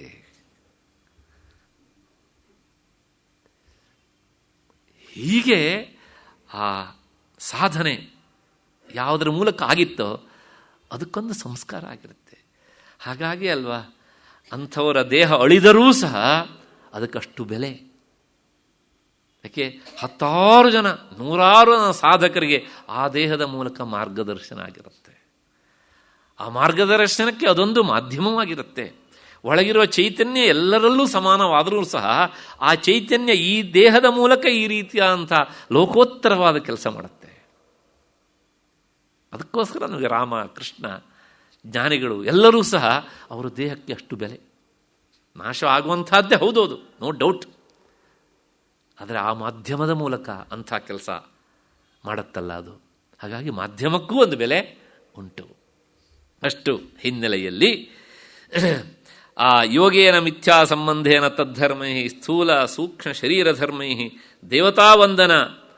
ದೇವತಾವಂದನೆ ಮಾಡ್ತಾರೆ ದೇಹದ ಮೂಲಕ. ಮತ್ತು ತಾರಜಪಾದಿ ಧರ್ಮೈ ನೈವಲಿಪ್ಯತೆ. ಇದರಿಂದ ಯಾವದ ಪುಣ್ಯದ ಫಲವೂ ಸಹ ಅವರಿಗೆ ಅಂಟುವುದಿಲ್ಲ. ಹಾಗೆ ಯಾಕೆ ಮಾಡಿದ್ರು ಅಂತ ಕೇಳಿದರೆ, ಮಾಡಿದರು. ಯಾಕೆ ಮಾಡಿದರು? ಉದ್ದೇಶ. ಪ್ರಪಂಚದಲ್ಲಿ ನಿರುದ್ದೇಶದಿಂದ ಎಷ್ಟೋ ಕೆಲಸಗಳಾಗ್ತಾ ಇರ್ತವ್ರಿ. ಕೋಗಿಲೆಯನ್ನು ಕೇಳಿ ನೀನು ಯಾಕೆ ಹಾಡ್ತೀಯ ಅಂತ ಅದು ಹೇಳುತ್ತೆ, ನೀನು ಪ್ರಶ್ನೆ ಕಡೆ ಉತ್ತರ ಕೊಡೋಷ್ಟು ಪುರುಷತ್ತಿಲ್ಲ, ಬರ್ತೇನೆ ಅಂತ ಇನ್ನೊಂದ್ಸಲ ಆ ಕಡೆ ಹೋಗ್ಬಿಟ್ಟು ಹಾಡ್ತಾ ಇರುತ್ತೆ. ಮತ್ತೆ ಮೂರ್ಖ ಪ್ರಶ್ನೆ ಕೇಳಬೇಡ ಇದನ್ನೆಲ್ಲ ಅಂತ. ಮತ್ತೆ ನದಿ ಹತ್ರ ಹೋಗಿ ನಿಂತ್ಕೊಂಡು ಕೇಳಿ, ಅಲ್ಲ ನೀನು ಆ ವರ್ಷದಿಂದ ಹರಿತಾನೇ ಇದೆಯಲ್ಲ, ನೀನು ಯಾಕೆ ಹರಿತಾ ಇದೆಯೇ ಅಂತ ಕೇಳಿ, ಉತ್ತರ ಹೇಳುತ್ತೆ ಅದು. ಹೋಗ ಹುಚ್ಚು ಪ್ರಶ್ನೆ ಕೇಳಬೇಡ, ಇನ್ನೇನು ಕೆಲಸ ಮಾಡು, ಬೇಕಿದ್ರೆ ನನ್ನ ಸ್ನಾನ ಮಾಡ್ಕೊಂಡು ಹೋಗ್ತಾ ಇರು, ಈ ಪ್ರಶ್ನೆ ಕೇಳಬೇಡ ಅನ್ನತ್ತೆ ಅದು ಅಲ್ವಾ. ಗಾಳಿ ಹತ್ರ ಕೇಳಿ, ನೀನು ಯಾಕೆ ಈ ಪಾಟಿ ಬೀಸ್ತಿದ್ದೀಯ ಈಗ 2 ದಿವಸದಿಂದ ಅಂತ ಕೇಳಿ, ಉತ್ತರ ಹೇಳುತ್ತಾ ಅದು. ಲೋಕದಲ್ಲಿ ನಿರುದ್ದೇಶವಾಗಿ ಎಷ್ಟೋ ಕ್ರಿಯೆಗಳು ನಡೀತಾ ಇರ್ತವೆ, ಅದಕ್ಕೆಲ್ಲ ಉತ್ತರ ಸಿಗುವುದಿಲ್ಲ. ತಾಯಿ ಮಗುವನ್ನು ಅಕ್ಕರೆಯಿಂದ ಸಾಕ್ತಾಳೆ, ಯಾಕೆ ಕೇಳಿ, ಆ ಮಗು ನನ್ನನ್ನು ಸ್ವರ್ಗದ ಸುಪ್ಪತ್ತಿ ಕರ್ಕೊಂಡು ಹೋಗುತ್ತೆ ಅಂತ ನಿರೀಕ್ಷಣೆ ಮಾಡ್ತಾಳೆ ಅವಳು. ಗೊತ್ತು ಅವಳಿಗೆ ನನ್ನ ಕರ್ತವ್ಯಕ್ಕಾಗಿ ಕರ್ತವ್ಯ ಅಷ್ಟೇ. ನಿರೀಕ್ಷಣೆ ಮಾಡಿದ ತಾಯಂದಿರು ಮಕ್ಕಳಿಂದ ಏನು ಪಡಿತಾರೆ ಅಂತ ಗೊತ್ತು ನಮಗೆ ಅಲ್ವಾ. ಹಾಗಾಗಿ ಅಂದ ಮಾತ್ರಕ್ಕೆ ಆ ತಾಯಿಯ ಹೃದಯ ಉಂಟಲ್ಲ. ನನಗೆ ಜಪಾನ್ ದೇಶದ ಒಂದು ಕಥೆ ನೆನಪಿಗೆ ಬರುತ್ತೆ, ಆ ಮಾತೃ ಹೃದಯ ಹೇಗಿರುತ್ತೆ ಅಂತ. ಹೇಳಿದೇನೋ ಇಲ್ಲೋ ಗೊತ್ತಿಲ್ಲ, ಹೇಳಿದರೆ ಪುನಸ್ಮರಣೆ, ಹೇಳದೇ ಇದ್ರೆ ಹೊಸ್ತು ಅಂತ. ಒಬ್ಬಾತ ಇದ್ದ, ಅವನು ಮಹಾ ಪತ್ನಿ ಭಕ್ತನಾಗಿದ್ದ. ಹಾಗಾಗಿ ಅವಳು ಏನೋ ಒಂದು ಕಾಯಿಲೆ ಬಂದಂಗೆ ಆಯ್ತಂತೆ. ಆ ಕಾಯಿಲೆ ಇನ್ನೇನಲ್ಲ, ನಮ್ಮ ಮನೇಲಿ ಒಂದು ವಯಸ್ಸಾದವಳು ಬೇಡದೇ ಇರುವವಳು ಇದ್ದಾಳಲ್ಲ, ಏನಾದರೂ ಮಾಡಿ ಇವಳನ್ನ ಆಚೆ ಕಳಿಸ್ಬಿಡ್ಬೇಕು ಅನ್ನೋದೇ ಕಾಯಿಲೆ ಅವಳಿಗೆ ಅಷ್ಟೇ.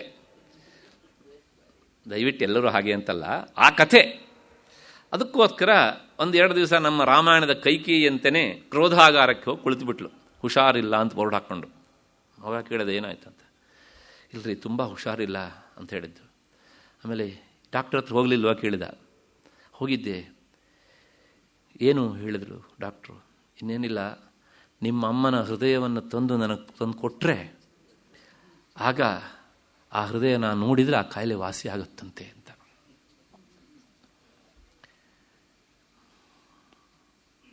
ಆಯಿತು ಅಂಥೇಳಿ ಏನು ಮಾಡಬೇಕು ಅದನ್ನು ಮಾಡಿ, ಆ ಶಬ್ದವನ್ನು ಐ ಕ್ಯಾನಾಟ್ ಪ್ರೊನೌನ್ಸ್ ತಂದ. ಒಂದು ತಟ್ಟೆಯಲ್ಲಿ ಇಟ್ಕೊಂಡು ಬರ್ತಾ ಇದ್ದ.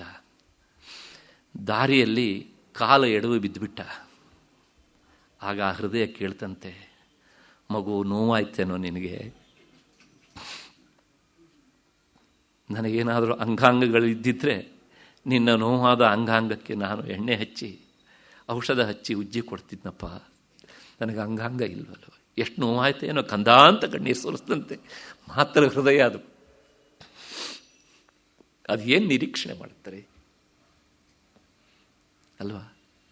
ಹಾಗೆ ಪ್ರಪಂಚದಲ್ಲಿ ಎಷ್ಟೋ ಕ್ರಿಯೆಗಳಿಗೆ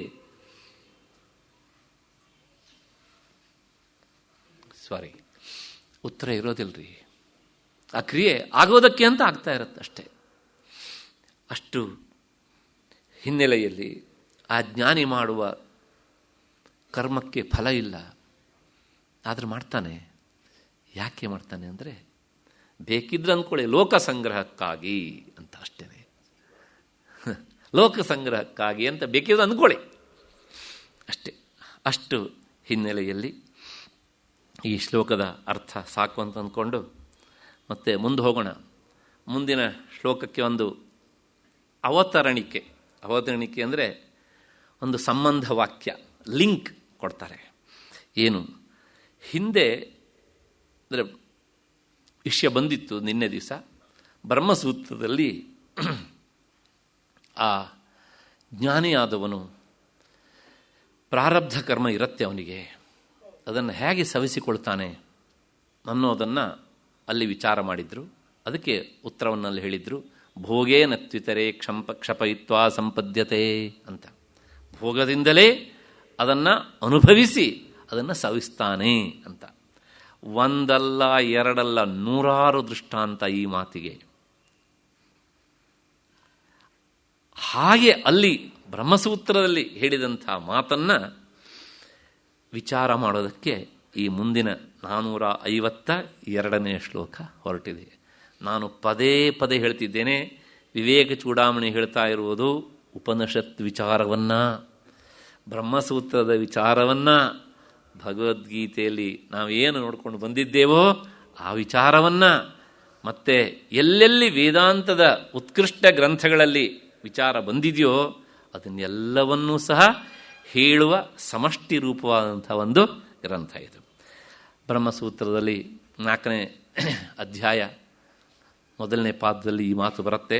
ಭೋಗೇನ ತ್ವಿತರೇ ಕ್ಷಪಯಿತ್ವಾ ಸಂಪದ್ಯತೆ ಎನ್ನುವಂಥ ಸೂತ್ರದ ಅರ್ಥ, ಅದನ್ನು ಹೇಳೋದಕ್ಕೆ ಈ ಶ್ಲೋಕ. ಜ್ಞಾನೋದಯಾತ್ ಪುರಾರಬ್ಧಂ ಕರ್ಮ ಜ್ಞಾನಾನ್ನ ನಶ್ಯತಿ ಅದತ್ವಾ ಸಫಲಂ ಲಕ್ಷ್ಯಂ ಉದ್ದಿಶ್ಯ ಉತ್ಸೃಷ್ಟ ಬಾಣವತ್.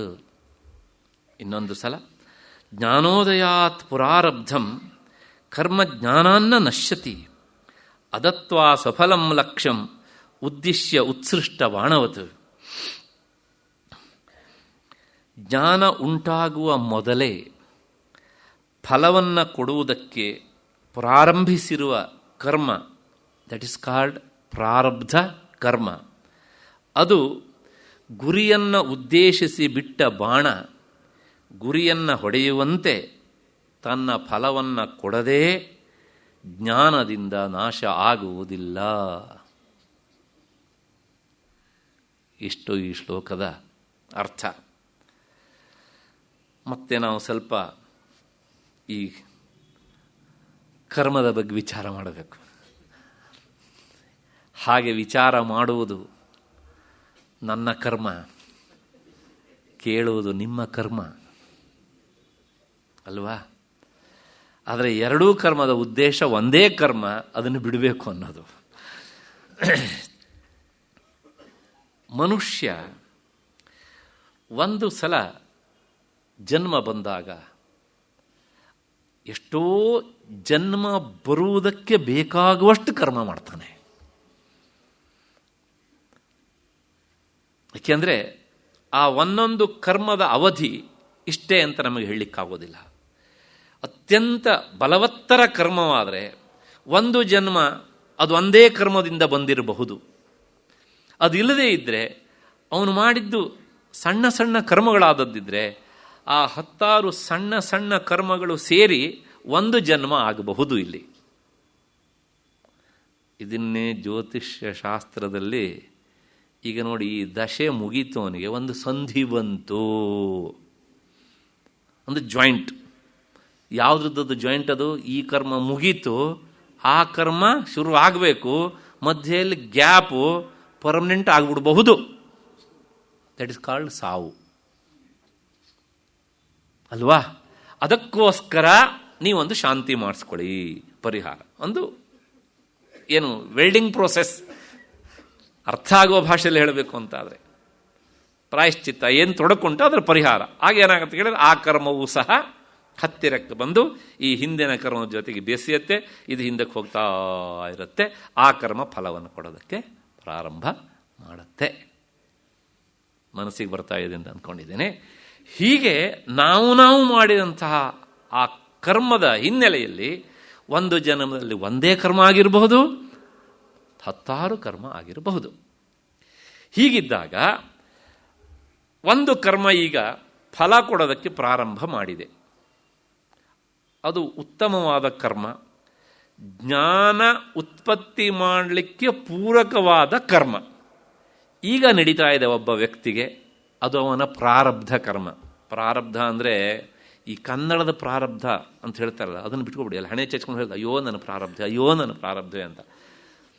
ಅದನ್ನು ನಮ್ಗೆ ಕೇಳಿ ಕೇಳಿ ಕೇಳಿ ಏನಾಗುತ್ತೆ ಕೇಳಿದರೆ ಏನೋ ಕೆಟ್ಟದ್ದು ಅನ್ನೋ ಭಾವನೆ ಬಂದುಬಿಟ್ಟಿದೆ. ಹಾಗಲ್ಲ, ಪ್ರಾರಬ್ಧ ಕರ್ಮ ಅಂದರೆ ಈಗ ಫಲ ಕೊಡೋದಕ್ಕೆ ಪ್ರಾರಂಭಿಸಿದ ಕರ್ಮ ಅಷ್ಟೇ ಅರ್ಥ, ಇನ್ನೇನೂ ಅಲ್ಲ. ಹಾಗಾಗಿ ಈಗ ಏನಾಗಿದೆ ಕೇಳಿದರೆ ಈ ಕರ್ಮ ಫಲ ಕೊಡೋದಕ್ಕೆ ಪ್ರಾರಂಭ ಆಗಿದೆ. ಯಾವ ಪ್ರಾರಬ್ಧ ಕರ್ಮ ತನ್ನ ಫಲವನ್ನು ಕೊಡ್ತಾ ಇದೆಯೋ ಆ ಫಲದ ಅಂಗವಾಗಿಯೇ ಈಗ ಅವನಿಗೆ ಆತ್ಮಜ್ಞಾನವೂ ಆಗಿಬಿಟ್ಟಿದೆ. ಈಗ ಪ್ರಶ್ನೆ ಇಷ್ಟೇ, ಆತ್ಮಜ್ಞಾನ ಬಂತಲ್ಲ, ಆ ಕರ್ಮ ನಾಶ ಆಗಲಿ ಅಂತ ಶಿಷ್ಯನ ಪ್ರಶ್ನೆ. ಯಾಕೆ ನೀವು ಹೇಳಿದ್ದಲ್ಲ ಜ್ಞಾನ ಎಲ್ಲ ಕರ್ಮವನ್ನು ನಾಶ ಮಾಡುತ್ತೆ ಅಂತ. ಆದರೆ ಉಪನಿಷತ್ ಹೇಳುತ್ತೆ, ಇಲ್ಲ, ಭೋಗೇನತು ಇತರೇ ಕ್ಷಪಯಿತ್ವ ಸಂಪದ್ಯತೆ. ಯಾಕೆ ಹೇಳಿದ್ರೆ ಅದು ಹೇಳುತ್ತೆ ಕರ್ಮ, ನೋಡು ನೀನು ನನ್ನ ಮರಿ. ಯಾಕೆ? ನಾನು ಫಲ ಕೊಡೋದಕ್ಕೆ ಪ್ರಾರಂಭ ಮಾಡಿ ಆದ ಮೇಲೆ ನೀನು ಪ್ರಕಾಶಿತನಾದೆ, ಜ್ಞಾನ. ಆದ್ದರಿಂದ ಗಟ್ಟಿ ಕೇಳಿ ನಿನಗೆ ಅಪ್ಪ ನಾನು, ಹೌದಲ್ವ? ಆದ್ದರಿಂದ ನೀನು ಹೇಳಿದೆ ಅಂತ ನಾನು ನಾಶ ಆಗು ಅಂದ್ರೆ ನಾನು ನಾಶ ಆಗೋಲ್ಲ. ಹಾಗಿದ್ರೆ ಏನು ಮಾಡಬೇಕು? ನನ್ನನ್ನು ಅನುಭವಿಸಿಯೇ ನೀನು ಸವಿಸಬೇಕು. ಹಾಗಾಗಿ ಆ ಪ್ರಾರಬ್ಧ ಕರ್ಮವನ್ನು ಅನುಭವಿಸಿಯೇ ಸವಿಸಬೇಕು. ಭೋಗೇನತು ಇತರೇ ಕ್ಷಪಯಿತ್ವ ಅಂತ. ಭೋಗಿಸ್ಬೇಕು ಅಂದರೆ ಅನುಭವಿಸಬೇಕು, ಸವಿಸಬೇಕು. ಆಮೇಲೆ ಸಂಪದ್ಯತೆ, ಅವನಿಗೆ ಅದು ಸವದ ಮೇಲೆ ಈ ದೇಹ ಬಿದ್ದು ಹೋಗ್ತದೆ. ಅಲ್ಲಿಯವರೆಗೆ ಜ್ಞಾನ ಬಂದರೂ ಸಹ ಅವನು ಜೀವನ ಮುಕ್ತ ಹಾಗೆ ಇರ್ತಾನೆ, ದೇಹ ಇರುತ್ತದೆ. ದೇಹ ಬಿದ್ದ ಮೇಲೆ ಜೀವನ ಮುಕ್ತನಾದವನೇ ವಿದೇಹ ಮುಕ್ತ ಅಂತ ಕರೆಸಿಕೊಳ್ತಾನೆ. ಅಷ್ಟು ಹಿನ್ನೆಲೆಯಲ್ಲಿ ಅದನ್ನೇ ಹೇಳ್ತಾರೆ ಇವಾಗ, ಅಹಂ ಬ್ರಹ್ಮಾಸ್ಮೀತಿ ಸಾಕ್ಷಾತ್ಕಾರ ಉತ್ಪತ್ತೇ ಪ್ರಾಕ್, ನಾನು ಬ್ರಹ್ಮವೇ ಆಗಿದ್ದೇನೆ ಅನ್ನುವಂಥ ಸಾಕ್ಷಾತ್ಕಾರ ಅನುಭವ ಬರೋಕ್ಕಿಂತ ಮೊದಲೇನೆ ಫಲವನ್ನು ಕೊಡೋದಕ್ಕೆ ಪ್ರಾರಂಭ ಮಾಡಿದೆಯಲ್ಲ ಒಂದು ಕರ್ಮ, ದೀರ್ಘವಾದ ಕರ್ಮ. ಆ ಕರ್ಮದ ಮಧ್ಯದಲ್ಲಿ ಇವನಿಗೆ ಸುಖ ದುಃಖಗಳ ಅನುಭವ ಆಗೋಲ್ವ ಅಂತ ಕೇಳಿದರೆ, ಅದೇ ಬಹಿಸ್ಥಿತನಾದಾಗ ಅಂದರೆ ಬಹಿರ್ಮುಖನಾದಾಗ ಅನುಭವ ಆಗತ್ತೆ. ಅದೇ ಆ ಸುಖ ದುಃಖಗಳನ್ನು ಅನುಭವಿಸಿ ಸಾವಿಸ್ತಾನೆ. ಅವನೇನು ಮಾಡ್ತಾನೆ? ಅದಕ್ಕೋಸ್ಕರ ಜ್ಞಾನಿಯಾದವನು ಯಾವುದೇ ರೀತಿಯ ಚಿಕಿತ್ಸೆಗೆ ಒಳಪಡಿಸಿಕೊಳ್ಳುವುದಿಲ್ಲ. ರಾಮಕೃಷ್ಣ ಪರಮಹಂಸರು, ನಿಮಗೆ ಗೊತ್ತು ನನಗಿಂತ ಹೆಚ್ಚಿಗೆ ಅವರ ಬಗ್ಗೆ. ಅವರಿಗೊಂದು ತೊಂದರೆ, ಕಾಯಿಲೆ ಆಯಿತು. ವೈದ್ಯರು ಹೇಳಿದ್ರು ಕತ್ತರಿಸಿ ಹಾಕಬೇಕು ಅಂತ. ಬೇಡ, ಅದು ಯಾಕೆ ಕತ್ತರಿಸಿ ಹಾಕ್ತದೆ? ನನಗಲ್ಲ ಕಾಯಿಲೆ ಬಂದಿದ್ದು, ಈ ಶರೀರಕ್ಕೆ, ಶರೀರ ನಾನಲ್ಲ ಅಂದರು. ಕೇಳಲಿಲ್ಲ, ಏನೋ ಮಾಡ್ಕೊಳ್ಳಿ ಅಂದರು. ರಮಣರು 2 ಸಲ ಆಯಿತು, 3ನೇ ಸಲ ಮತ್ತೆ ಪುನಃ ಅನಸ್ತೇಸಿಯಾ ಅಂದರು. ಬೇಕಾಗಿಲ್ಲ ಅಂದರು ಅವರು. ಹಾಗಿದ್ರೆ ನೀವು ಕತ್ತರಿಸಿ, ನಾನು ನೋಡ್ತಾ ಇರ್ತೇನೆ ಅಂದರು ಅವರು. ಕತ್ತರಿಸಿದರು, ನೋಡ್ತಾ ಇದ್ದರು. ಯಾಕೆ?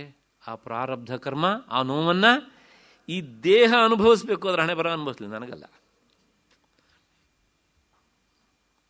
ಹಾಗೆ ಆ ಜ್ಞಾನಿ ತನ್ನ ಪ್ರಾರಬ್ಧ ಕರ್ಮವನ್ನು ಅನುಭವಿಸಿ ಸವಿಸ್ತಾನೆ ಅಷ್ಟೇ ಹೊರತನೋ ಅದಕ್ಕೆ ಇನ್ನೊಂದು ಚಿಕಿತ್ಸೆ, ಡಾಕ್ಟ್ರ್ ಚಿಕಿತ್ಸೆ ಮಾಡ್ಬೋದು, ಧಾರ್ಮಿಕವಾದಂಥ ಚಿಕಿತ್ಸೆ ಕರ್ಮ ಉಂಟಲ್ಲ, ಮತ್ತು ಫಲ ಕೊಡುವಂಥದ್ದು, ಈ ತೊಂದರೆಯಿಂದ ಬಾಧೆಯಿಂದ ಪರಿಹಾರ ಆಗೋದಕ್ಕೆ ಅಂತ ಇನ್ನೊಂದು ಕರ್ಮವನ್ನು ಅವನು ಮಾಡೋದಿಲ್ಲ. ಯಾಕೆ ಕೇಳಿದರೆ, ಆ ಕರ್ಮ ಮಾಡಿದರೆ ಗೊತ್ತು ಅವನಿಗೆ ಅದು ಫಲ ಕೊಡೋದಿಲ್ಲ, ಯಾಕೆಂದರೆ ಅಟ್ಯಾಚ್ಮೆಂಟೇ ಇಲ್ವಲ್ಲ, ಹೌದು ತಾನೆ? ಹಾಗಾಗಿ ಅವನು ಕರ್ಮವನ್ನು ಮಾಡುವುದಿಲ್ಲ. ಹಾಗಾಗಿ ಸುಖ ದುಃಖ ಫಲದಾನಾಯ ಪ್ರವೃತ್ತಂ ಕರ್ಮ ಸ್ವಫಲಂ ಸುಖ ದುಃಖ ಅನ್ಯತರ ರೂಪಂ ಅದತ್ವ. ಆ ಕರ್ಮ, ಈಗ ಅನುಭವಿಸ್ತಾ ಇರುವಂತಹ ಕರ್ಮ, ಅದು ಫಲ ಕೊಡದೆ ನಾಶ ಆಗುವುದಿಲ್ಲ, ಫಲ ಕೊಟ್ಟೇ ಕೊಡುತ್ತೆ. ಆದರೆ ಒಂದಿಷ್ಟೇ, ಸಂಸಾರಿಯಾದವನಿಗೆ ಫಲ ಕೊಟ್ಟರೆ ನೋವಿನ ಅನುಭವ ಆಗುತ್ತೆ ಅವನಿಗೆ, ಜ್ಞಾನಿಯಾದವನಿಗೆ ಫಲ ಕೊಟ್ಟರೆ ನಮ್ಮ ಹಾಗೆ ಅವನು ನೋವಿನಿಂದ ಚಡಪಡಿಸುವುದಿಲ್ಲ. ನೋಡ್ತಾನೆ, ಅನುಭವಿಸು ಅಂತ ಅಷ್ಟೇ. ಅದಕ್ಕೆ ಹಂಗೆ ದೃಷ್ಟ ಅಂತ ಕೊಡ್ತಾರೆ. ಹೇಗೆ ಅಂದರೆ, ಲಕ್ಷ್ಯಮುದ್ದಿಶ್ಯ ಉತ್ಸೃಷ್ಟ ಬಾಣವತ್. ಹೇಗೆ ಅಂದರೆ, ಒಂದು ಗುರಿಯನ್ನು ಇಟ್ಟು ಬಿಟ್ಟ ಬಾಣ. ಈ ದೃಷ್ಟಾಂತವನ್ನು ಮುಂದಿನ ಶ್ಲೋಕದಲ್ಲಿ ಸ್ಪಷ್ಟಪಡಿಸ್ತಾರೆ ಅವರು. ಅದು ಏನು ಮಾಡುತ್ತೆ ಕೇಳಿದರೆ, ನಾನು ನಿನ್ನೆ ಹೇಳಿದ್ದೆ ಇದನ್ನು, ಒಂದು ಹಣ್ಣು ಬೀಳಲಿ ಅಂತ ಒಂದು ಬಾಣವನ್ನು ಹೊಡೆದ್ರೆ ಅಥವಾ ಕಲ್ಲನ್ನು ಹೊಡೆದ್ರೆ ಆ ಹಣ್ಣಿಗೆ ತಾಗಿ ಅದನ್ನು ಬೀಳಿಸತ್ತೆ. ಅದನ್ನು ಹೊಡೆದ ಉದ್ದೇಶ ಹಣ್ಣು ಬೀಳಲಿ ಅಂತ ಅಲ್ವಾ? ಪ್ರಶ್ನೆ ಇಷ್ಟೇ, ಆ ಹಣ್ಣಿನ ಜೊತೆಗೆ ಹಾಗೆ ನೇರವಾಗಿ ಅದು ಅಲ್ಲೇ ಬಿದ್ದುಬಿಡಲಿ, ಯಾಕೆ ಬೀಳೋದಿಲ್ಲ? ಎಷ್ಟೇ ವೇಗ, ಫೋರ್ಸ್ ಅಲ್ವಾ? ಅಷ್ಟೇ ಅಲ್ಲ, ಅದು ಹೇಳುತ್ತೆ, ನಾನು ನಿನ್ನ ಜೊತೆಗೆ ಬೀಳಲ್ಲ. ಯಾಕೆ ಕೇಳಿದರೆ, ನಾನು ನೀನಿದ್ದಲ್ಲಿ ಬಂದು ನಿನ್ನನ್ನು ಬೀಳಿಸಿ ಮುಂದಕ್ಕೆ ಹೋಗೋವನೇ ಅಷ್ಟೇ ಹೊರತನು ಸಹ ನಿನ್ನ ಜೊತೆ ಬೀಳುವವನಲ್ಲ ನಾನು. ಹಾಗೆಯೇ ಈ ಜ್ಞಾನಿಗೆ ಪ್ರಾರಬ್ಧ ಕರ್ಮ ಇರುತ್ತೆ, ಅದು ಫಲ ಕೊಡುತ್ತೆ, ಅದನ್ನು ಅನುಭವಿಸ್ತಾನೆ, ಸವಿಸ್ತಾನೆ. ಅನುಭವಿಸಿ ಹೇಗೆ ಅಂದರೆ ಅವನು ಮಾಡಿದ ಕರ್ಮ ಅಂದರೆ ಆ ಪ್ರಾರಬ್ಧ ಕರ್ಮ ಫಲ ಕೊಡದೆ ನಾಶ ಆಗುವುದಿಲ್ಲ ಅನ್ನೋದು ಅವನಿಗೆ ಗೊತ್ತು. ನಮಗೂ ಏನಾಗುತ್ತೆ ಕೇಳಿದರೆ, ಪ್ರಾರಬ್ಧ ಕರ್ಮ ಬಂದ್ರೂ ಸಹ ನಾವು ಇನ್ನೊಂದು ಕರ್ಮ ಮಾಡಿ ಅದನ್ನು ಪೋಸ್ಟ್ಪೋನ್ ಮಾಡ್ತಾ ಇರ್ತೇವೆ. ಆಗ ಏನಾಗುತ್ತೆ ಕೇಳಿದರೆ ಅದು ಬ್ರೇಕ್ ಆಗುತ್ತೆ, ಮತ್ತು ಅದೇ ಕರ್ಮ ಅಂದರೆ ಆ ಕರ್ಮದ ಇನ್ನೊಂದು ಭಾಗವಾಗಿ ಉಳಿದಿರ್ತಲ್ಲ, ಅದು ಮತ್ತೊಂದು ಜನ್ಮಕ್ಕೆ ಕಾರಣ ಆಗಿರುತ್ತೆ. ಕರ್ಮಕ್ಕೆ ಒಂದು ಚಿಕಿತ್ಸೆಯನ್ನು, ಧಾರ್ಮಿಕ ವಿಧಿವಿಧಾನ ಮಾಡಿದಾಗ ಅದು ಪರ್ಮನೆಂಟ್ ಸೊಲ್ಯೂಷನ್ ಅಲ್ಲ, ಪೋಸ್ಟ್ಪೋನ್ ಆಗುತ್ತೆ. ಅಷ್ಟೊತ್ತಿಗೆ ಈ ದೇಹದ ಆಯುಷ್ಯ ಮುಗಿದಿರುತ್ತೆ, ಬಿದ್ದೋಗ್ಬಿಡುತ್ತೆ. ನೆಕ್ಸ್ಟ್ ಅದೇನಾಗುತ್ತೆ, ಈ ಕಡೆಯಿಂದ ಮತ್ತೆ ಹೀಗೆ ಬರುತ್ತೆ, ಸಂಚಿತ ಕರ್ಮ ಆಗಿ ಬಂದು ಹಿಡ್ಕೊಳ್ಳುತ್ತೆ. ಮತ್ತೆ ಅಲ್ಲಿಗೆ ಕರ್ಮಕ್ಕೆ ಅನುಭವಿಸದೇ ನಾಶ ಇಲ್ಲ. ಹಾಗೆ ಇಲ್ವೇ ಇಲ್ಲ ಕೇಳಿ, ಜ್ಞಾನದಿಂದ ಮಾತ್ರ ನಾಶ. ಅಷ್ಟು ಹಿನ್ನೆಲೆಯಲ್ಲಿ ಲಕ್ಷ್ಯಮುದ್ದಿಶ್ಯ ಉತ್ಸೃಷ್ಟ ಬಾಣವತು, ಈ ಉದಾಹರಣೆಯನ್ನು ಮುಂದೆ ಸ್ಪಷ್ಟ ಮಾಡ್ತಾರೆ. ಹಾಗಾಗಿ ಜ್ಞಾನದಿಂದ ಅಕೃತ್ರಾತ್ಮ ಸಾಕ್ಷಾತ್ಕಾರಾತ್ ನ ನಶ್ಯತಿ ಸಂಚಿತತ್ವ. ಅದರಿಂದ ಜ್ಞಾನದಿಂದ ಅವನಿಗೆ ಪ್ರಾರಬ್ಧ ಕರ್ಮ ಎನ್ನುವಂತಹದ್ದು ನಾಶ ಆಗುವುದಿಲ್ಲ. ಅದು ಹಾಗೇನೆ ಅನುಭವಿಸಿಯೇ ಕ್ಷಯ ಆಗಬೇಕು. ಇನ್ನೂ ಮತ್ತೆ ಇದನ್ನು ಸ್ಪಷ್ಟವಾಗಿ ಮುಂದಿನ ಶ್ಲೋಕದಲ್ಲಿ ತಿಳಿಸ್ತಾರೆ. ನಾಳೆ 6:15 ಸೇರಿದಾಗ ಆ ದೃಷ್ಟಾಂತ ಹೇಗಿರುತ್ತೆ ಅನ್ನೋದನ್ನು ನೋಡೋಣ. ಅಲ್ಲಿವರೆಗೆ ನಿಮಗೆಲ್ಲ ನಮಸ್ಕಾರ ಮತ್ತು ಕೃತಜ್ಞತೆಗಳು.